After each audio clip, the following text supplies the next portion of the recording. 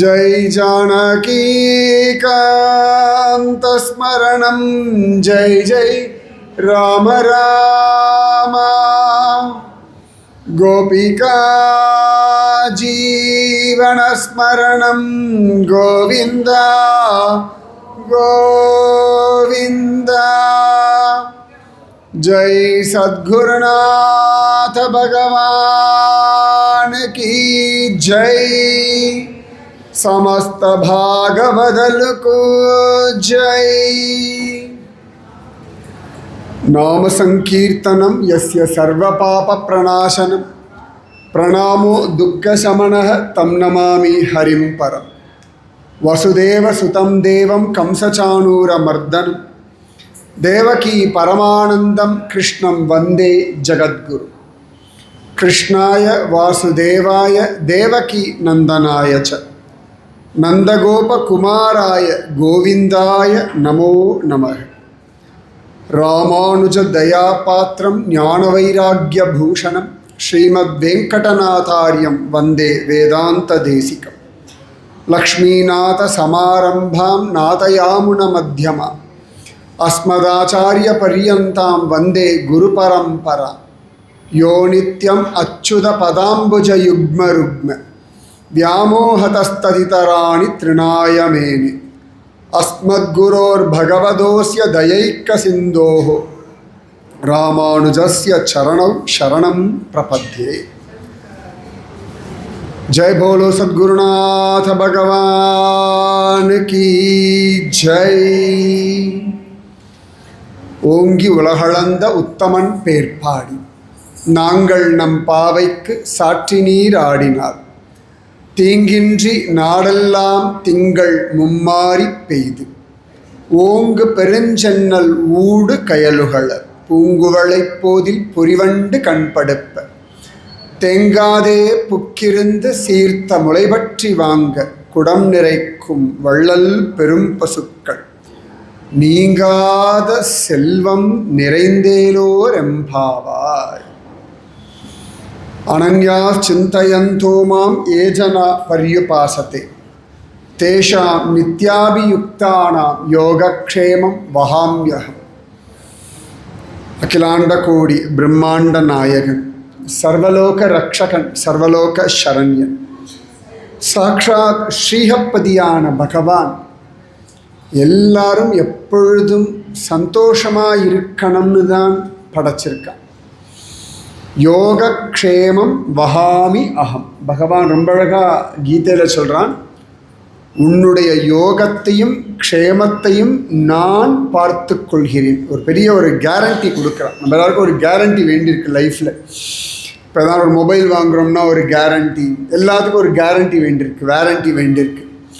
நிஜமாகவே அந்த கேரண்டி வேரண்டின்ற விஷயத்தை ஆரம்பித்தது சுவாமி தான்। ரொம்ப அழகாக பகவான் சொல்கிறான், அனன்யாஹா சிந்தயந்தோ மாம் ஏ ஜனா பர்யுபாசத்தே। அவ்வளோ அழகாக சொல்கிறான், எப்பொழுதும் என்னை விடாமல் யார் நினச்சிண்டு தன் வாழ்க்கையை வாழ்கிறார்। இதுதான் மெயின்। ஏன்னா நம்ம எல்லாருக்கும் பலம் அஸ்திவாரம் எது அப்படின்னா மனசு தான்। மனையேவ மனுஷானாம் காரணம், மனசு தான் காரணம்। வாழ்க்கை எல்லாத்துக்குமே மனசு தான் காரணம்। இன்றைக்கி எத்தனையோ வயசானவாள்லாம் இருக்கள், அரிக்கல் நைட்லேருந்து பார்த்துருக்கள், இன்றைக்கி வாட்ஸ்அப் யூடியூப் வரைக்கும் பார்த்துட்டுருக்கள்। அவ்வளோ ஒரு பெரிய டிரான்சிஷன்। அப்போ அந்த மனசு தான் இந்த ஒரு டிரான்சிஷனுக்கு ஹெல்ப் பண்ணியிருக்கு। டிரான்சிஷன் வரணும், டிரான்ஸ்ஃபர்மேஷன் வரணும்னா அதுக்கு முதல்ல அடிப்படை மனசு। இப்போ நல்ல வெயில், மெட்ராஸ் வேர்க்கிறது, இருந்தாலும் இது சௌகரியமாக இருக்குன்னு பழகினவாளுக்கு ஒத்துண்டாச்சுன்னா இங்கே ஜீவிக்க முடியாது। மெட்ராஸ்லேயே இருந்திருப்பா, ஒரு 2 வருஷம் பெங்களூர் பக்கம் போயிருப்பா, அப்புறம் வந்தா என்ன இந்த ஊர் இப்படி வெறுக்கிறது அப்படின்னு। எல்லாம் மனசு தான் காரணம், மனசு ஒன்று தான் காரணம்। அப்போ இந்த மனசை உத்தேசித்து தான் நம்ம வாழ்க்கையே இருக்குது। சனாதன தர்மம் நம்ம மனசை தான் ஃபோக்கஸ் பண்ணுறது, மனசு தான் மெயின் ரகசியம்।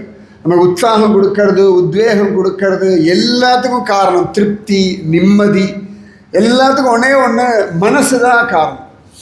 இப்போ எத்தனையோ பேர் பார்க்கலாம், நம்மலாம் சின்ன வயசில் இருக்கும் பொழுது டிவின்ற ஒன்று யார் வீட்லேயோ இருக்கும், அப்படியே இருந்திருக்கும்। இப்போ எல்லோரும் மொபைல்லையே டிவி பார்த்துட்டு இருக்கோம், இப்படியே இருந்துட்டு இருக்கோம். ஸோ மனசு தான் ரொம்ப அழகான ஒரு ப்ளே பண்ணுறது. பகவான் கீதையில் சொல்லும் பொழுதே இந்திரியானாம் மனச்சாஸ்மின்னு தான் சொல்கிறான். இந்திரியங்களுள் நான் மனதாக இருக்கிறேன். ஸோ சுவாமி நம்ம கூட இருக்கார். மனசு நம்மக்கிட்ட இருக்குது அப்படின்னா சுவாமி நம்ம கூட இருக்கார். அப்போ அந்த மனசை சந்தோஷமாக வச்சுக்கிறதுக்கான எல்லா மெத்தட்ஸையும் ஆராய்ச்சி பண்ணி அது ஃபுல் ப்ரூஃப் மெத்தட்னு தெரிஞ்ச பிறகு நமக்கு நம்ம பெரியவா கொடுத்துட்டு போயிருக்கோம். பெரிய பொக்கிஷம் அது. சனாதன தர்மத்தினுடைய எக்ஸ்ட்ராடினரி பிளெஸ்ஸிங். நமக்கு எல்லா ரிசர்ச்சும் நம்ம பண்ணி முடிச்சாச்சு. அதில் எதெல்லாம் உண்டோ இது எல்லாத்தையும் எடுத்து இத்தனை வெரைட்டி இருக்குது, அழகாக இதை ஒன்று ஃபாலோ பண்ணு, என்ஜாய் த லைஃப். லைஃப்பை என்ஜாய் பண்ணுறதுக்காக தான் வாழ்க்கை. அதனால் இந்த வாழ்க்கைன்றது பகவான் கொடுத்த பிரசாதம். அப்போ பகவான் சொல்கிறான், அனன்யாக சிந்தையந்தோ மாம் ஏ ஜனா பர்யுபாசத்தே. யார் என்னை விடாமல் நினச்சிட்டு உபாசனை பண்ணிட்டு தன் வாழ்க்கை வாழார்களோ அந்த பக்தர்களுடைய யோகத்தையும் க்ஷேமத்தையும் நான் கவனித்து கொள்கிறேன். யோகம் அப்படின்னா கிடைக்காததுக்கு கிடைக்கிறதுக்கு பேர் யோகம். அவனுக்கு யோகம் அடிச்சிருக்கு அப்படின்னு இல்லையா? யோகம் அப்படின்னால கிடைக்காது கிடைக்கிறது. முதல்ல மனுஷ சரீரமே பெரிய யோகம்தான். இப்போ நமக்கு ஆதார் கார்டெலாம் கொடுத்துருக்கா, சரீரத்தை பேஸ் பண்ணி தான் கொடுத்துருக்கா, வேறு எதுவும் கிடையாது. அதனால் அது கிடச்சாச்சு. அப்புறம் க்ஷேமம் அப்படின்னா கிடைச்சது ஜாக்கிரதையாக அனுபவிக்கிறது பேர் க்ஷேமம். ஸோ பகவான் சொல்கிறான், உன்னுடைய யோகத்தையும் க்ஷேமத்தையும் நான் பார்த்துக்கிறேன், நீ கவலைப்படாத, நீ சந்தோஷமாக இரு. எப்படி ஒரு சின்ன குழந்தை இருக்குன்னா அதுக்கெல்லாம் நம்ம பார்த்துக்கிறோம் இல்லையா? அதுக்கு ஸ்கூல் அனுப்புறது, அதுக்கு யூனிஃபார்ம் வாங்கி கொடுக்கறது, அதுக்கு ஃபீஸ் கட்டுறது, அதுக்கு எக்ஸ்ட்ரா கரிக்குலர் ஆக்டிவிட்டீஸ் என்னவா இருந்தாலும் அப்பா அம்மா நான் பார்த்துக்கிறேன், நீ பண்ணு நீ பண்ணு நீ பண்ணுன்னு சப்போர்ட் பண்ணுற மாதிரி பகவான் எல்லா எஃபர்ட்ஸும் நீ போடு, உன் கூட நான் இருக்கேன், உனக்கு எல்லா சப்போர்ட்டும் நான் பண்ணுறேன், யூ ஜஸ்ட் என்ஜாய் லைஃப். அதுதான் யோகக்ஷேமம் வஹாமி அகம். அப்போ அந்த யோகக்ஷேமத்துக்கு என்னெல்லாம் மெத்தட்ஸ் அப்படின்றத நம்ம பெரியவா எல்லாரும் விதவிதமாக ரிசர்ச் பண்ணி யூனிவர்ஸ்லேருந்து ரிசீவ் பண்ணி நமக்கு கொடுத்துருக்கான். அதில் ரொம்ப விசேஷமாக இந்த சூரிய உபாசனை. சூரியன் உலகம் முழுக்கவே இன்னி வரைக்கும் ரிசர்ச் பண்ணிகிட்டே இருக்கக்கூடிய ஒரு விஷயம் சூரிய உபாசனை. நம்ம சூரிய நாராயணன் அப்படின்னு சொல்கிறோம். சூரியனுடைய பலம் என்னன்னு இன்னி வரைக்கும் நம்ம யாருக்குமே தெரியாது. இங்கேருந்து மங்கல்யான் எல்லாம் போகும், சூரியனுக்கு அனுப்புகிற யாரும் கிளம்பல. இன்னும் அதனுடைய ஃபுல் எனர்ஜியே நமக்கு டேப் பண்ணவே தெரியலை. கொஞ்சம் கொஞ்சம் சோலார் எனர்ஜி யூஸ் பண்ணிகிட்டு இருக்கோமே ஒழிய சூரியனுடைய கம்ப்ளீட் எனர்ஜி என்னன்னே நம்மளால் சொல்ல முடியல. ஒரே ஒரு சூரியன், ஒரு நெருப்பு கோளம் இவ்வளோ வெளிச்சம் கொடுத்துடுறது. அது சாயங்காலம் அது மறைஞ்ச பிறகு அவ்வளோ எஃபர்ட்ஸ் போட வேண்டியிருக்கு. சின்ன சின்ன விஷயத்துலேருந்து வெளிச்சம் வரைக்கும் எல்லாத்துக்கும். அந்த சூரியன் வந்தாச்சுன்னா ஒரு எஃபர்ட்ஸும் வேண்டாம், just receive the energy and utilise, அவ்வளோதான். அப்போ இந்த சூரியனை பேஸ் பண்ணி தான் சோலார் சிஸ்டம் முழுக்கவே ஓடின்னு இருக்கு. இப்போ சூரிய உதயம், சூரிய அஸ்தமனம், சூரியன் அங்கேயே தான் இருக்கார். பூமி தன்னைத்தானே சுத்திண்டு அது சூரியனையும் சுத்துறதுனால நமக்கு உதயம் அஸ்தமனம் எல்லாம் வரும். ஸோ இந்த சோலார் சிஸ்டத்தில் சோலார் தான், அந்த சன் தான் பெருசு. அதை பிராதான்யமாக வச்சுண்டு அதனுடைய பிரைட்னஸ், வெளிச்சம் வேணும் இல்லையா? ஹிருதயத்துக்குள்ளே ஒரு வெளிச்சம் வேணும், வெளியில் ஒரு வெளிச்சம் வேணும். அப்போ எல்லாம் க்ளீனாக தெரியாது.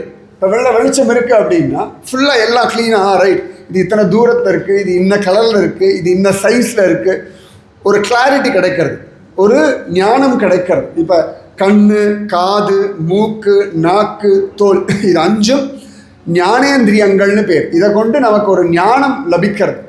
மெயினாக கண்ணு. இப்போ எத்தனை பேர் உட்காந்துருக்கோம், டிஸ்டன்ஸ் எவ்வளோ தூரம்னு தெரிகிறது, என்ன கலர்ஸ்ன்னு தெரிகிறது, அவள் சைஸ் என்னன்னு தெரியுது, குட்டையா நெட்டையா, சந்திரன் எவ்வளோ தூரத்தில் இருக்குது, சூரியன் எவ்வளோ தூரத்தில் இருக்குது, ஃப்ளைட் எங்கே பறக்கிறது, எல்லாம் பார்த்துட்டு இருக்கோம், ரைட்? ஸோ கண்ணுனால் கிடைக்கக்கூடியது ஒரு ஞானம். அதுக்கப்புறமா காது, சவுண்டு, விதவிதமாக. இப்போ நான் பேசுகிறேன், சத்தம் கேட்குறது. இப்போ யாராவது மொபைல் அட்டன் பண்ணலாம், அது சத்தம் கேட்கும். வாஷிங் மிஷின் கத்தினா சத்தம் கேட்கும். ரோட்டில் யாராவது ஹார்ன் பண்ணால் சத்தம் கேட்கும். அப்போ இத்தனை விதமான சப்தங்கள்ன்ற ஒரு ஞானம் கொடுக்கறது காது, அது ஒரு ஞானேந்திரியம். மூக்கு, கந்தம், சுகந்தம், துர்கந்தம் எல்லாம் அது காட்டி கொடுத்துரும். ஸோ அது ஒரு ஞானேந்திரியம். நாக்கு நம்ம சொல்ல வேண்டிய அவசியமே இல்லை. ஒரு கல் உப்பு ஜாஸ்தி, கொஞ்சம் ஒரு கல் குறைஞ்சிருக்கலாம், க்ளீனாக சொல்லும். அவ்வளோ விஷயங்கள் போட்டு ஒரு சாம்பார் பண்ணியிருப்போம், இருந்தாலும் கொஞ்சம் புளிப்பு மிஸ் ஆகுறது அப்படின்னு. Taste buds the most powerful, எல்லாருக்குமே அத்தனை பேர் இருக்கும். அது ஒரு ஞானேந்திரியம். அடுத்து தோல், அழகாக நமக்கு குளிர், வெப்பம், குத்துறது, உடுத்துறது, குழந்தைய கிள்றது, இது எல்லாமே தோல்னால் கிடைக்கக்கூடிய ஒரு ஞானம். ஸோ இது 5ம் ஞானேந்திரியம். அப்புறம் 5 கர்மேந்திரியம். கையினால் வேலை செய்கிறோம், கால்னால் நடக்கிறோம், வாயினால் பேசுகிறோம். நாக்கு வேற வாய் வேறு. வாயினால் பேசுகிறோம், மலமூத்திர விசர்ஜனம், அதற்காக இருக்கக்கூடிய இடங்கள், குழந்தை பத்திகள், இதெல்லாம் 5 கர்மேந்திரியங்கள். ஸோ 5 ஞானேந்திரியங்கள், 5 கர்மேந்திரியங்கள். இதோட பாஸ் மனசு, அதோட பாஸ் நாம கீழே தான் மனசு, மனசு கீழே தான் இந்திரியங்கள், இந்திரியங்கள் கீழே தான் உடம்பு. இந்த உடம்பு தான் லாஸ்ட் ஒன். ஆனால் உடம்பை வச்சுட்டு தான் இது எல்லாத்தையும் நாம் அனுபவிக்கிறோம். ஸோ உடம்பு சென்ஸ் இருக்கான்னு கேட்குறோம் இல்லையா, அதான் உடம்பு, சென்சஸ் இந்திரியங்கள், அதுக்கப்புறம் மனசுக்கு மேலே இது எல்லாத்தையும் ரூல் பண்ணுற, இது எல்லாத்தையும் யூட்டிலைஸ் பண்ணிக்கக்கூடிய த பாஸ் நம்ம தான் ஆத்மா. இதுக்கு மேலே த பிக் பாஸ் உள்ளுக்குள்ளே இருக்கக்கூடிய அந்தர்யாமியான பகவான். உள்ளுக்குள்ளேருந்து அவன் கைட் பண்ணுறான். அதெல்லாம் சொன்னால் யோக க்ஷேமம் வஹாமி அகம். நன்னா தூங்குகிறோம், பெல் அடிக்கிறது எழுந்துருன்னு உள்ளுக்குள்ளேருந்து ஒரு அழகாக ஒரு கால் வருது இல்லையா, வாஷ்ரூம் வருது, எழுந்துக்கோ, காத்தால் ஆயாச்சு எழுந்துக்கோன்னு உள்ளுக்குள்ளேருந்து ஒரு இன்ஸ்ட்ரக்ஷன் வருது இல்லையா, அதான் பிக் பாஸ். அதை கேட்டு ஓகே டைம் ஆயாச்சு எழுந்துக்கணும்னு தீர்மானிக்கிறோம் இல்லையா, நாம் பகவானுடைய குற்றேவல். ஆண்டாள் சொல்கிறா இல்லையா, குற்றேவல் எங்களை கொள்ளாமற் போகாது. ஸோ நான் உன்னுடைய அடிமை, உனக்கு வசப்பட்ட ஒரு ஆத்மா, உன்னுடைய சொத்து. அப்போ இந்த ஆத்மாவுக்கு பகவான் இருக்கான். ஸோ இந்த ஆத்மா சந்தோஷமாக இருக்கிறது, அது எப்பொழுதுமே பிரசன்னமாக இருக்கணும், ஹாப்பியாக இருக்கணும். எல்லாம் கிளியராக தெரிஞ்சாதுன்னா சந்தோஷம். எல்லாம் கிளியராக தெரியறதுக்கு லைட்டு வேர்டு. அசதோமா சத்கமய, தமசோமா ஜோதிர்கமய, மிருத்யோர்மா அமிர்தம் கமய அப்படின்னு உபநிஷத்தில் சொல்கிறோம். ஏன்னா அசத்திலிருந்து சத் ஆயிஷுண்டு. சத்து அப்படின்னா ஸ்மார்ட்னஸ். நான் ரொம்ப அசடாக இருக்கேன், என்ன ஸ்மார்ட் ஆயிஷுண்டு போய்டு. அசத்தோமா சத்கமய, சத் அப்படின்ற விஷயத்துக்கு பகவான் ஞானம் பல அர்த்தங்கள் உண்டு. அசத்தோமா சத்கமய, தமசோமா ஜோதிர்கமய.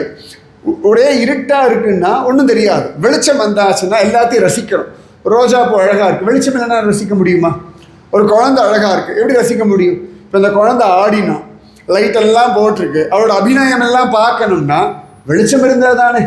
இருட்டில் அந்த குழந்தை ஆடலாம், பாட்டு கேட்கும், அதனுடைய கால் ஜதி சப்தமெல்லாம் கேட்கும். ஆனால் அவள் பண்ணுற அபிநயம் நமக்கு தெரியணும் அப்படின்னா வெளிச்சம் வரும். வெளிச்சம் மட்டும் இருந்தால் போதாது, நாமளும் கண்ணை திறந்து பார்க்கணும். ரெண்டுமே இருக்குது. அவள் ஆடுறா, நம்ம பாட்டு கண்ணை மூடின்னு இருக்கோம்னாலும் தெரியாது. நாம் கண்ணை திறந்துட்டு இருக்கோம், வெளிச்சம் இல்லைன்னாலும் தெரியாது. ஸோ கண்ணுக்குள்ளே இருந்து ஒரு வெளிச்சம் வேணும், பார்க்கறதுக்கும் ஒரு ஃபோக்கஸ் லேம்ப் வேணும். இதுதான் சூரியன். அப்போ அந்த சூரியனை பேஸ் பண்ணி தான் நம்ம லைஃப் சுற்றின்னு இருக்கு. அப்போ அந்த சூரிய உபாசனை, அதுதான் சந்தியாவந்தனம். அந்த சூரியன் இடத்துலேருந்து அந்த லைட் எனர்ஜியை உள்ளே வாங்கிண்டு அப்படியே உள்ள பிரசன்னமாக அபாடா அப்படின்னு இருக்கோம் இல்லையா. இப்போ யூடியூப் அப்படின்னா யாராவது நமக்கு இன்ஸ்ட்ரக்ஷன் சொல்ல வேண்டியிருக்கா? நமக்கே நன்னா தெரியும். வாட்ஸ்அப் தெரியாது யூட்டிலைஸ் பண்ணிக்கணும்ல. தெரியலைன்னா யூட்டிலைஸ் பண்ண போகிறது கிடையாது. இப்போ எத்தனை யங்ஸ்டர்ஸ்லாம் இன்ஸ்டான்னு சொல்லுவாள், நமக்கு எத்தனை பல பேருக்கு தெரியாது. வயசான இன்ஸ்டான்னு சொல்கிறா, ஃபேஸ்புக்குன்னு சொல்கிறா. எதை நீங்கள் உபயோகப்படுத்துகிறீங்களோ, எதில் உங்களுக்கு அறிவு இருக்கோ அதை நன்னா உபயோகப்படுத்திக்க போகிறேன். ஸோ எல்லாத்துக்கும் ஒரு வெளிச்சம் வேணும். சூரியன் தான் அந்த வெளிச்சமாக இருந்து வழிகாட்டின்னு இருக்கான். அதனால தான் சூரிய நாராயணன்னு சுவாமியை கொண்டாடும். அந்த சூரிய உபாசனையை பிராதான்யமாக கொண்டு தான் நம்முடைய உபநயனம்ன்ற விஷயம் முதற்கொண்டு எல்லாமே. உள்ளுக்குள்ள ஒரு கிளாரிட்டி வேணும், ஒரு வெளிச்சம் வேணும். நான் என்ன பண்ணிட்டு இருக்கேன், எங்கே போகிறேன், நான் வேற ஹெட்டிங் டுவர்ட்ஸ்னு எனக்கு தெரிஞ்சாதான் நான் போகிறது சரியா. அப்போ அந்த சூரியனை உபாசனை பண்ணி, அந்த சூரியனை தியானம் பண்ணி, அந்த சூரியனிடத்திலிருந்து எனர்ஜி வாங்கிக்கிறதுக்கு தான் எல்லாமே. இப்போ பாராயணம் பண்ணுறோம், பூஜை பண்ணுறோம், நாமஜபம் பண்ணுறோம், எல்லாம் எதுக்கு அப்படின்னா யூனிவர்ஸ்லேருந்து எனர்ஜியை ரிசீவ் பண்ணுறதுக்கு. எப்படி சோலார் எனர்ஜின்னு சொல்கிறோம், விண்மில் எனர்ஜின்னு சொல்கிறோம், ஹைட்ரோ எலக்ட்ரிசிட்டின்னு சொல்கிறோம். எப்படி எல்லாத்துலேருந்து எனர்ஜி வாங்குகிறோமோ இந்த மாதிரி நம்முடைய பெரியவா எல்லாரும் ஜோரா உலகத்தில் சூழ்ந்திருக்கக்கூடிய எல்லா விதமான எனர்ஜியையும் நாம் வாங்கி நம்ம வாழ்க்கைக்கு உபயோகப்படுத்திக்கிறதுக்கான எல்லா வழியையும் சொல்லியிருக்காங்க. நம்ம ஏகாதசி விரதம் இருக்கிறதா இருக்கட்டும், ஏகாதசிக்கு கண் முழிக்கிறதா இருக்கட்டும், இல்லாட்டி எங்கேயாவது யாத்திரை போகிறதா இருக்கட்டும், ஜபமாக இருக்கட்டும், எல்லாமே உலகத்தில் இருக்கக்கூடிய எனர்ஜியை நாம் வாங்கிண்டு நம்ம வாழ்க்கையை சந்தோஷமாக வாழறதுக்காக தான். இப்போ கடையில் காய்கறிகள்லாம் விற்கிறோம், வாங்கி சமையல் பண்ணி சாப்பிட்றோம். தண்ணி அழகாக ஓடுறது நதி கங்கையில் யமுனையில் எடுத்து குடிக்கிறோம். சூரியனுடைய வெளிச்சம் வர்றது அதை வாங்கிக்கிறோம். இப்படி இது எல்லாத்தையும் உபயோகப்படுத்திக்கிறோம். இது எல்லாத்துக்கிட்டையும் நன்றியோடு இருக்கணும். இதுக்கெல்லாம் நம்ம இன்னும் பைசா கொடுக்கல, சூரியனுடைய வெளிச்சத்துக்கெலாம் இன்னும் பைசா கொடுக்கல, அதுக்கு ஒன்றும் கரண்ட்டு பில்லாம் கட்ட வேண்டிய அவசியம் கிடையாது. காற்றுக்கு இன்னும் ஒன்றும் பைசாலாம் கொடுக்கல, அது பாடு வீசின்னு இருக்கு. அப்போ இந்த இயற்கைக்கு நன்றி சொல்லி அந்த இயற்கையை கொண்டாடி என்னை விட நீ பெரியவன்னு ஒத்துண்டு அந்த இயற்கையே தெய்வமாக வழிபடுறதுக்கு தான் சனாதன தர்மம் அவ்வளோ வழிகள் சொல்லி கொடுத்துருக்கு. காக்கை சிறகினிலே நந்தலாலா, நிந்தன் கரிய நிறம் தோன்றுதையே நந்தலாலா, பார்க்கும் மரங்களெல்லாம் நந்தலாலா, நிந்தன் பச்சை நிறம் தோன்றுதையே நந்தலாலா, கேட்கும் ஒளிகளெல்லாம் நந்தலாலா, நிந்தன் கீதம் இசைக்குதடா நந்தலாலா, தீக்குள் விரலை வைத்தால் நந்தலாலா, நின்னை தீண்டும் இன்பம் தோன்றுதையே நந்தலாலா. கலர்லேருந்து சவுண்டிலிருந்து தொடர வரைக்கும் என்னெல்லாம் அனுபவம் உண்டோ எல்லாமே கிருஷ்ணானுபவம் அப்படின்னு பாரதியார் ரொம்ப அழகாக அனுபவிக்கிறார். அப்போ அந்த அனுபவம் அதுதான் ரொம்ப விசேஷம். பகவத்கீதையில் ரொம்ப அழகாக விபூதி யோகம் அதை ரொம்ப அழகாக சொல்கிறான். ஆதித்யானாம் அஹம் விஷ்ணு ஜோதிஷாம் ரவிரம் சுமான் மரீச்சீர் மருதாமஸ்மி நக்ஷத்ராணாம் அஹம் சசி. 10வது அத்தியாயம் பகவத்கீதை விபூதி யோகம்னு பேர். பகவான் தன்னுடைய பவர் எப்படியெல்லாம் இருக்குன்னு சொல்லும்போது சொல்கிறான், ஆதித்யானாம் அஹம் விஷ்ணு, 12 ஆதித்யர்களில் நான் தான் விஷ்ணு. அப்புறம் சொல்கிறான் ஜோதிஷாம் ரவிரம் சுமா, அவ்வளோ அழகாக நல்ல வெளிச்சம் இருக்குது உலகத்தில், எவ்வளோ இருக்குது. சின்ன ஒரு மொபைல் டார்ச்லேருந்து, மின்மினி பூச்சிலிருந்து, மின்னல்லிருந்து, சந்திரன் நட்சத்திரங்கள்லேருந்து, நம்ம விளக்கேற்றுற அந்த ஜோதியிலிருந்து, உள்ளுக்குள்ளே இருக்கக்கூடிய அந்தர்யாமி பகவான் எல்லாம் ஜோதி ஸ்வரூபம் தான். இதில் மோஸ்ட் பவர்ஃபுல் நம்ம பார்க்கும்போது அப்பா கண்ணை கூசுறதுன்னு சொல்லும்படியான வெளிச்சம் என்னன்னா சூரியன் தான். ஸோ பல சந்தர்ப்பங்களில் எல்லாரும் பார்க்கலாம், சூரிய உபாசனைன்றது நம்மள ரொம்ப முக்கியமான ஒரு கடமையாக உண்டு. பகவான் ராமனுக்கே ஆதித்ய ஹிருதயம் சொல்லி கொடுத்தார் அகஸ்தியர் அப்படின்னு காண கிடைக்கும். ஏன்னா சூரிய உபாசனைன்றது அவ்வளோ பெரிய எனர்ஜி கொடுக்கும். பகவான் சொல்கிறான், நான் தான் ஒளிர்பவனற்றுள் சூரியனாக இருக்கிறேன்றான்.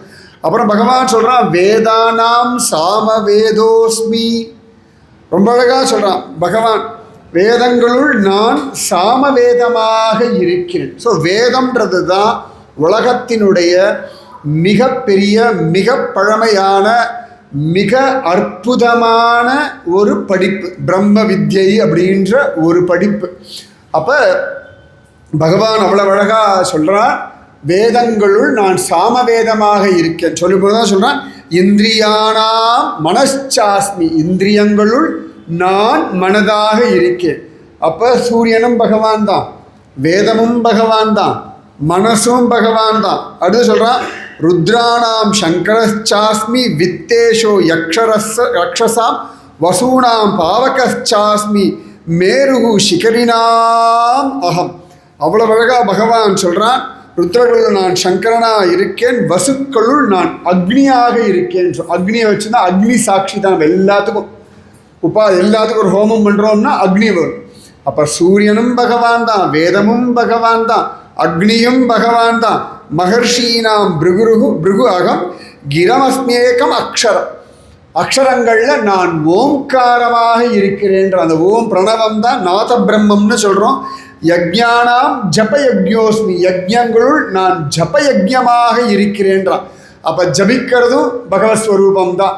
சூரியன் பகவஸ்வரூபம், வேதம் பகவஸ்வரூபம், ரொம்ப அழகா மனசு பகவஸ்வரூபம், ஓங்காரம் பகவஸ்வரூபம், இது எல்லாம் பகவஸ்வரூபம்.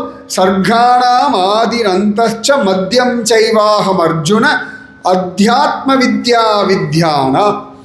வித்தைகளுள் நான் அத்தியாத்ம வித்தையாக இருக்கிறேன். அத்தியாத்ம வித்தை தன்னை உணரணும் இல்லையா, அதுதான் செல்ஃப் ரியலைசேஷன் சொல்கிறோம் பாருங்க, அந்த வித்யை நான் தான். இப்போ இது எல்லாம் சேர்ந்து எங்கடா வருதுன்னா உபாகர்மாவில் வந்துடுறது. இது எல்லாம் உபநயனத்தை வந்தாச்சு. அத்தனையும் சூரியனிலிருந்து, ஜலத்திலிருந்து, மனசிலிருந்து, ஜபத்திலிருந்து, வேதத்திலிருந்து, ஓங்காரத்திலிருந்து, சகலத்திலையும் சுவாமி ஜம்முன்னு உட்காந்துருக்கான். பிருகசாம ததாசாம்னா காயத்ரி சந்தசாமகம். மந்திரங்களுள் நான், சந்தசுகளுள் நான் காயத்ரியாக இருக்கிறேன். பகவான் 10வது அத்தியாயத்தில் விபூதி யோகத்தில் சொல்லக்கூடிய எவ்வளவு விஷயங்களும் ஒரு இடத்துல வரும் அப்படின்னா ஜோரா உபநயன சம்ஸ்காரத்தில் வந்துடுறது. அதனால தான் அத்தனை சிரேஷ்டம் இந்த உபநயனத்துக்கு. இவ்வளவு உபநயனத்தில் என்னடான்னா மெயினாக சம்ஸ்காரம், அது ரொம்ப முக்கியமான ஒரு சம்ஸ்காரம். பிறந்ததுலேருந்து புண்ணியாக வச்சன சம்ஸ்காரத்திலிருந்து எல்லா சம்ஸ்காரத்துக்கும் காரணம் உண்டு. அதில் முக்கியமான சம்ஸ்காரம் இந்த உபநயன சம்ஸ்காரம். த்விஜன் அப்படின்னு சொல்லுவோம். த்விஜ அப்படின்னா ரெண்டுன்னு அர்த்தம். த்விஜன் அப்படின்னா இருபிறப்பாளன்னு அர்த்தம். அம்மாவோட கர்ப்பத்திலேருந்து பிறக்கிறது முதல் பிறப்பு. இப்போ நாளை குழந்தைக்கு உபநயனம் இல்லையா, 2வது ஜென்மா. அதுக்கு புனர்ஜென்மான்ற மாதிரி 2வது ஜென்மா பிரம்மத்தை அனுபவிக்கிறதுக்கான எக்ஸ்க்ளூசிவ் பர்மிஷன் கொடுக்கறதுக்கு தான் உபநயனம். யூ ஆர் என்டைட்டில்டு சொல்கிறோம் இல்லையா, 2.5 வயசு ஆயாச்சு ப்ளே ஸ்கூல் அனுப்பலாம், 3-4 வயசு ஆயாச்சு ப்ரீகேஜிலாம் போடலாம், 12th முடிச்சாச்சு காலேஜ் அனுப்பலாம், காலேஜ் முடிச்சாச்சு ஹையர் ஸ்டடீஸ் அனுப்பலாம், இல்லாட்டி வேலைக்கு போகலாம். நிறைய சொல்லணும். ஒவ்வொன்றுத்துக்கும் ஒரு ஸ்டார்ட் அப் வேண்டியிருக்கு இல்லையா, ஒரு அட்மிஷனுக்கு ஒரு தகுதி வேண்டியிருக்கு இல்லையா. அதுபோல் வேதங்களை அனுபவிக்கிறதுக்கு, ஓங்காரத்தை ஜபிக்கிறதுக்கு, காயத்ரியை ஜபிக்கிறதுக்கு, பிரம்ம வித்யை ரிசீவ் பண்ணுறதுக்கு, இனிமேல் உட்கார்ந்து ஹோமம் பண்ணுறதுக்கான தகுதி தான் உபநயன சம்ஸ்காரம். உபநயனம் அருகில் அழைத்து செல்லுதல்னு அர்த்தம். வா குழந்தை வா, வா அப்பா பக்கத்தில் வா, வா அந்த மாமா கிட்ட போ, தாத்தா கிட்ட போ, சுவாமி பக்கத்தில் போய் நில்லுன்றோம் இல்லையா. வாடா கண்ணு வா, இன்னிலிருந்து இனிமேல் நீ பகவான் இடத்துல நெருங்கி போய் ஆனந்தமாக இந்த பிரம்மத்தை அனுபவிக்கிறதுக்கான பரிபூரண அதிகாரத்தை உனக்கு நாங்கள் எல்லாம் கொடுக்குறோம் அப்படின்னு அதுக்கு அந்த ரெஸ்பான்சிபிலிட்டியை கொடுக்கறதுக்காகத்தான் இந்த உபநயன சம்ஸ்காரம், உபனிஷதம்னு சொல்லுவோம். அந்த மாதிரி உபநயனம் பகவான் பக்கத்தில் அழைச்சுண்டு போக அவ்வளவு சிரேஷ்டம் இந்த உபநயனம். அவ்வளோ அழகா அப்படின்னா பகவான் மத்ஸ்யம், கூர்மம், வராகம், நிருசிம்மம் இது எல்லாத்துலேயுமே மிருகமாக வரான், நரம் பாதி மனுஷன், மிருகம் பாதின்னு கலந்து வரான், நரசிம்மமாக வந்தோம். அதுக்கு அடுத்த அவதாரம் அப்படின்னு பார்த்தா வாமன அவதாரம். ப்ராப்பரான ஒரு மனுஷ அவதாரம் அப்படின்னா வாமன அவதாரம். அந்த வாமன அவதாரத்தில் பகவான் ஆவிர்பவிச்சுறான். கஷ்யபர் அதிதிக்கு அழகாக பிறக்கிறான். திருவோணத்தான் உலகாளும் என்பார்களே, அத்தத்தின் 10ஆனால் தோன்றிய அச்சுதன் அப்படின்னு தான் பெரியாழ்வார் வர்ணிக்கிறார். ஓங்கி உலகளந்த உத்தமன் பேர்பாடி ஆண்டாள் வர்ணிக்கிறார். அன்று உலகம் அளந்தாய் அடிபோற்றி அம்பரம் ஊடறுத்து ஓங்கி உலகளந்த உம்பர்கோமானி. இப்படி திரிக்ரம் அவதாரம், வாமன அவதாரத்தை அவ்வளவு அழகாக வர்ணிக்கிறார். சரியா பகவான் அந்த முதல் மனுஷனாக வரும் பொழுது கஷ்யபர் அதிதி இவாளுக்கு தான் குழந்தையா பிறக்கிறான். பகவான் வாமனன் பிறந்த இடம் அவ்வளவு அழகா ஜோரா பக்சர்னு ஒரு இடம் உண்டு பீகாரில். அங்கே தான் வாமனமூர்த்தியினுடைய அவதார ஸ்தலம். எப்படி இப்போ ராம ஜன்ம பூமி, கிருஷ்ண ஜன்ம பூமின்னு சொல்கிறோமோ அது மாதிரி வாமன ஜன்ம பூமி இந்த பக்சர். இன்றைக்கும் அங்கே சுவாமிக்கு ஒரு கோவில் உண்டு. அங்கே பகவான் பிறக்கும் பொழுது சங்க சக்கர கதா பத்மபாணியாக தான் பிறகு பழைய ரூபம் அது. இப்போ குருவாயூரப்பன் மாதிரி எப்பொழுதும் சங்கு சக்கரம் ஒரு கால ரொம்ப அழகாக திருக்கண்டேன் பொன்மேனி கண்டேன் திகழும் அருக்கன் அணிநிறமும் கண்டேன் செருக்கிலரும் பொன்னாழி கண்டேன் புரிசங்கம் கை கண்டேன் என் ஆழி வண்ணன் பால் இன்றுன்னு ஆழ்வார் சொல்கிற மாதிரி சங்கம் சக்கரம் கதா பத்மம். அதில் வலது மேல் கையில் என்ன வச்சுருப்பார்? வலது மேல் கையில் சக்கரம் தானா? கன்ஃபார்ம்டா? மாறாதா? பகவானுடைய துவாதச நாமங்கள் இருக்கு இல்லையா, கேசவா நாராயணா மாதவா, அதுக்கேற்ற மாதிரி இந்த சங்கு சக்கரம் இடம் மாறும். துவாரகாதீசனே உள்டாவாக வச்சுட்டு இருப்பான். இந்த கையில் எல்லா இடத்துலையும் சக்கரம் வராது, சில இடங்களில் மட்டும் சதுர்புஜத்தில். ஆனால் பிராச்சீனமான ரூபம் அப்படின்னா வலது மேல் கையில் சக்கரம், இடது கையில் மேல் கையில் சங்கம், இடது கீழ்கையில் கதா, வலது கீழ்கையில் தாமரை. குருவாயூரப்பன் இப்படி தான் இருக்கான். அவ்வளோ அழகா. இதுதான் பிராச்சீனமான ரூபம். இது பகவானுடைய அந்த கேசவா நாராயணா மாதவா கோவிந்தா வாசுதேவான்லாம் சொல்லும் பொழுது அதற்கு ஏற்ற மாதிரி பகவான் நாலுத்தையும் மாற்றி மாற்றி மாற்றி மாற்றி மாற்றி வச்சுப்பார். துவாரகாதீசன் பாருங்கோ வேறு மாதிரி வச்சுட்டு இருப்பார். இந்த கதை சங்கம் சக்கரம் எல்லாமே இடம் மாறி கிடக்கும். அப்போ அந்த பகவான் அப்படி ஆவிர்பவிச்சான். அதுதான் வாமன துவாதசின்னு சொல்லுவான். நம்ம திருவோணம் அப்படின்னு கொண்டாடுறோம். அந்த சமயத்தில் பகவான் அப்படி ஆவிர்பவிச்சு அவன் ஆவிர்பவிச்சதுனால அதுக்கு விஜயத்வாதசின்னு பேர். ஆவிர்பவிச்சாச்சான் பகவான். தயோவிரதம்ன்ற ஒன்று தான் இருக்கா. விரதம் இருந்து தான் அதித்திக்கு பகவான் குழந்தையாக பிறக்கிறான். பிறந்தாச்சு, எல்லாரும் ஸ்தோத்திரம் பண்ணுறா.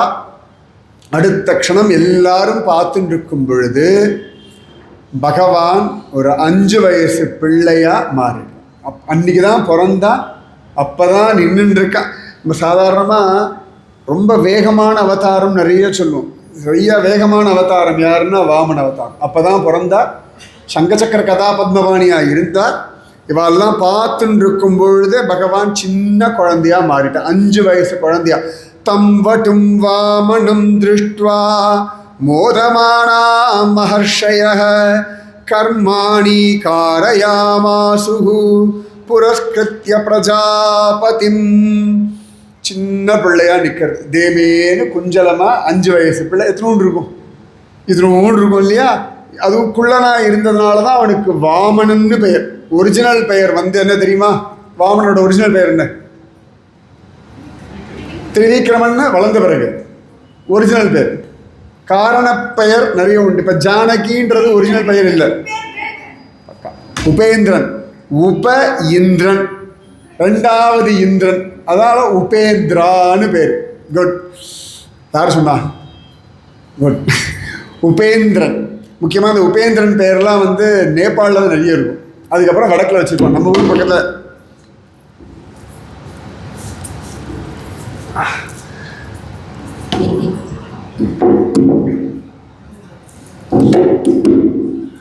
ஊர் பக்கத்தில் பெருசாக இருக்காது. அந்த உபேந்திரன் தான் அவரோட உண்மையான பேர். குட்டையாக இருந்ததுனால வாமனன்னு பேர். குள்ளப்பையன். அதான் வாமனன்னா குள்ளப்பையன் அர்த்தம். அவ்வளோ அழகாக சொல்கிறார். தம்பட்டும் வாமனம் திருஷ்டுவா. இதனோடு ஆயாச்சு. உடனே பகவான் இப்படி தேமேன்னு பார்த்தான். எனக்கு அதான் சம்ஸ்காரம் பண்ணி வைங்கோட. இவனே ஸ்வயம் பிரம்மம். சம்ஸ்காரம் எல்லாம் பிரம்மத்தை அடையிறதுக்கு. இங்கே பிரம்மத்துக்கு யார் சம்ஸ்காரம் பண்ணுறது? ஆனாலும் சுவாமியே எனக்கு ஒரு சம்ஸ்காரம் பண்ணி வைங்கோ. ஏன்னா எனக்கு போய் மகாபலிக்கிட்ட தானம் எல்லாம் வாங்கணும், நான் தபஸெல்லாம் பண்ணணும். அப்போ எனக்கு ஒரு உபநயன சம்ஸ்காரம் பண்ணால் தான் நான் போக முடியும்.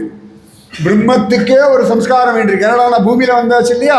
அப்போ அவ்வளவு அழகா தம்பட்டும் வாமனம் திருஷ்டுவா மோதமானா மஹர்ஷயः கர்மாணி காரயாமாசு புரஸ்கிருத்ய பிரஜாபதி. உடனேயே இப்போதான் பிறந்தான், அதுக்குள்ளே வளர்ந்துட்டான் இல்லையா? ஸோ பிறந்ததுலேருந்து பண்ண வேண்டிய எல்லா கர்மாவையும் கடகடன்னு பண்ணுவான். இங்கே வாத்தியார்கள்லாம் சொல்லுவாள் ரொம்ப அழகாக. எல்லா சம்ஸ்காரமும் உண்டு. இந்த உபநயன சமயத்தில் ஆரம்பத்துலேருந்து எதெல்லாம் மிஸ் பண்ணியிருப்போம், சிலதெல்லாம் ஒழுங்காக பண்ணியிருக்க மாட்டோம். இது எல்லா சம்ஸ்காரமும் சேர்த்து கொண்டு சவுளம் வரைக்கும் பண்ணிவிடுவாள். சவுளம்ன்றதான் குடுமி வைக்கிறது. அதுக்கப்புறமா தான் உபநயன சம்ஸ்காரம். சரியா? உபநயன சம்ஸ்காரம் பார்த்தா ரொம்ப குறவு தான். அதுக்கு முன்னாடி விட்ட சம்ஸ்காரம் எல்லாம் இழுத்து பிடிச்சி கொண்டு வந்து எல்லாத்தையும் பண்ணிவிட்டு சவுளம் வரைக்கும் பண்ணிவிட்டு அதுக்கப்புறமா தான் உபநயன சம்ஸ்காரம். அதனால தான் தனியாக 5 வயசில் சவுளம் தனியாக பண்ணுறது உண்டு. அதுக்கப்புறம் உபநயனம் தனியாக பண்ணுறதுன்னு உண்டு. அப்போ பகவானுக்கு எல்லா சம்ஸ்காரமும் பண்ண ஆரம்பிச்சுட்டாலாம். உடனே தஸ்ய உபநீயமானஸ்ய சாவித்ரீம் சவிதா பிரவீத் ப்ரஹஸ்பதிர் பிரம்மசூத்ரம் மேகலாம் கஷ்யபோ அததாத். அப்போ அந்த வாமன மூர்த்திக்கு சம்ஸ்காரம் எல்லாம் பண்ணுறாளாம். முக்கியமாக உபநயன சம்ஸ்காரம் பண்ணுறான். அப்போ இந்த சூரிய பகவான் இருக்கார் இல்லையா, அவரே சாவித்ரி இத விஷயத்தை உபதேசம் பண்ணுறார். சூரிய நாராயணன் வாமனனுக்கு சாவித்ரி விஷயத்தை உபதேசம் பண்ணுறார்.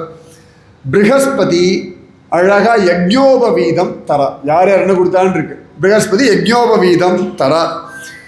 கஷ்யப மகரிஷி மேக்கலையை கொடுக்குறார்.